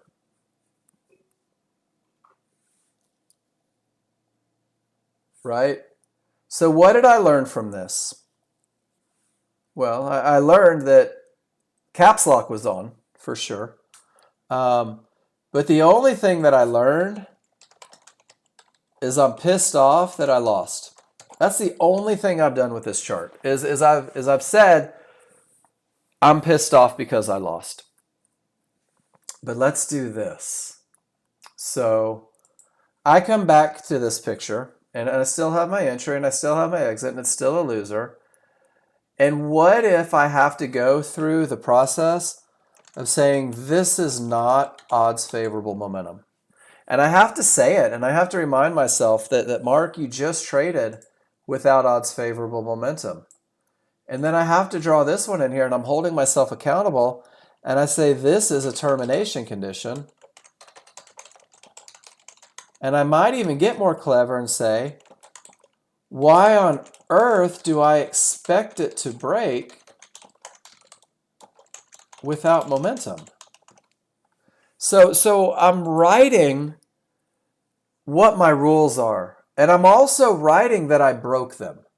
And all I'm doing, Ed, is I'm creating this uncomfortableness for me that says, oh man, I broke that rule. That may have something to do with why this one didn't work out. And I broke that rule. And that may have something to do with why it didn't work out. And then I have to come over here and I have to say, I did not have an area inside of favorable large triggers. So what I've done is I've said to myself, I've said, self, you needed odds favorable momentum and you didn't have it. And self, you needed no termination conditions, yet there were. And self, these are your entry rules and you broke them completely. So now instead of just writing fuck on my chart, pardon my French, ladies and gentlemen, now I have a lesson. I've identified my challenges. I've reinforced my rules. I have created a pretty convincing argument for their validity. But what I've done through the process of typing, I've created a connection between my brain and my rules. And some of you are old enough to remember, maybe I was the only one this happened to because I was a little bit of a troublemaker. Did anyone ever have to write on the chalkboard 100 times that you will not repeat the crappy behavior that you just did in class? Anyone else? I stayed after class more than once and had to do that. And what it does is it reinforces the idea that you need to stop that crappy behavior. And this is why, Ed, I say write your rules on your chart. And this is why I say be honest when you write your rules. And this is why I say that just having your rules printed out next to you probably isn't going to get you where you want to be because it's too easy to break. But if you begin to hold yourself accountable, and then maybe even more importantly, you allow me to hold you accountable as well, then maybe we can get there. Maybe we can get there together. Price clear in the large chart on momentum trades. Do you mean let the large man, Haji? The only thing I'm talking about here is Ron's trade. I don't teach it. Nope, I don't mean the small chart, the large chart, small triggers. I mean literally the back end of that bar has got to clear trouble. It has nothing to do with anything that Nexgen teaches. Nothing. Absolutely. That was what Ron was nice enough to write on a chart for me so that I could understand his trade. He wrote his rules on the chart so that he could be held accountable for it and so that I could understand it. Absolutely.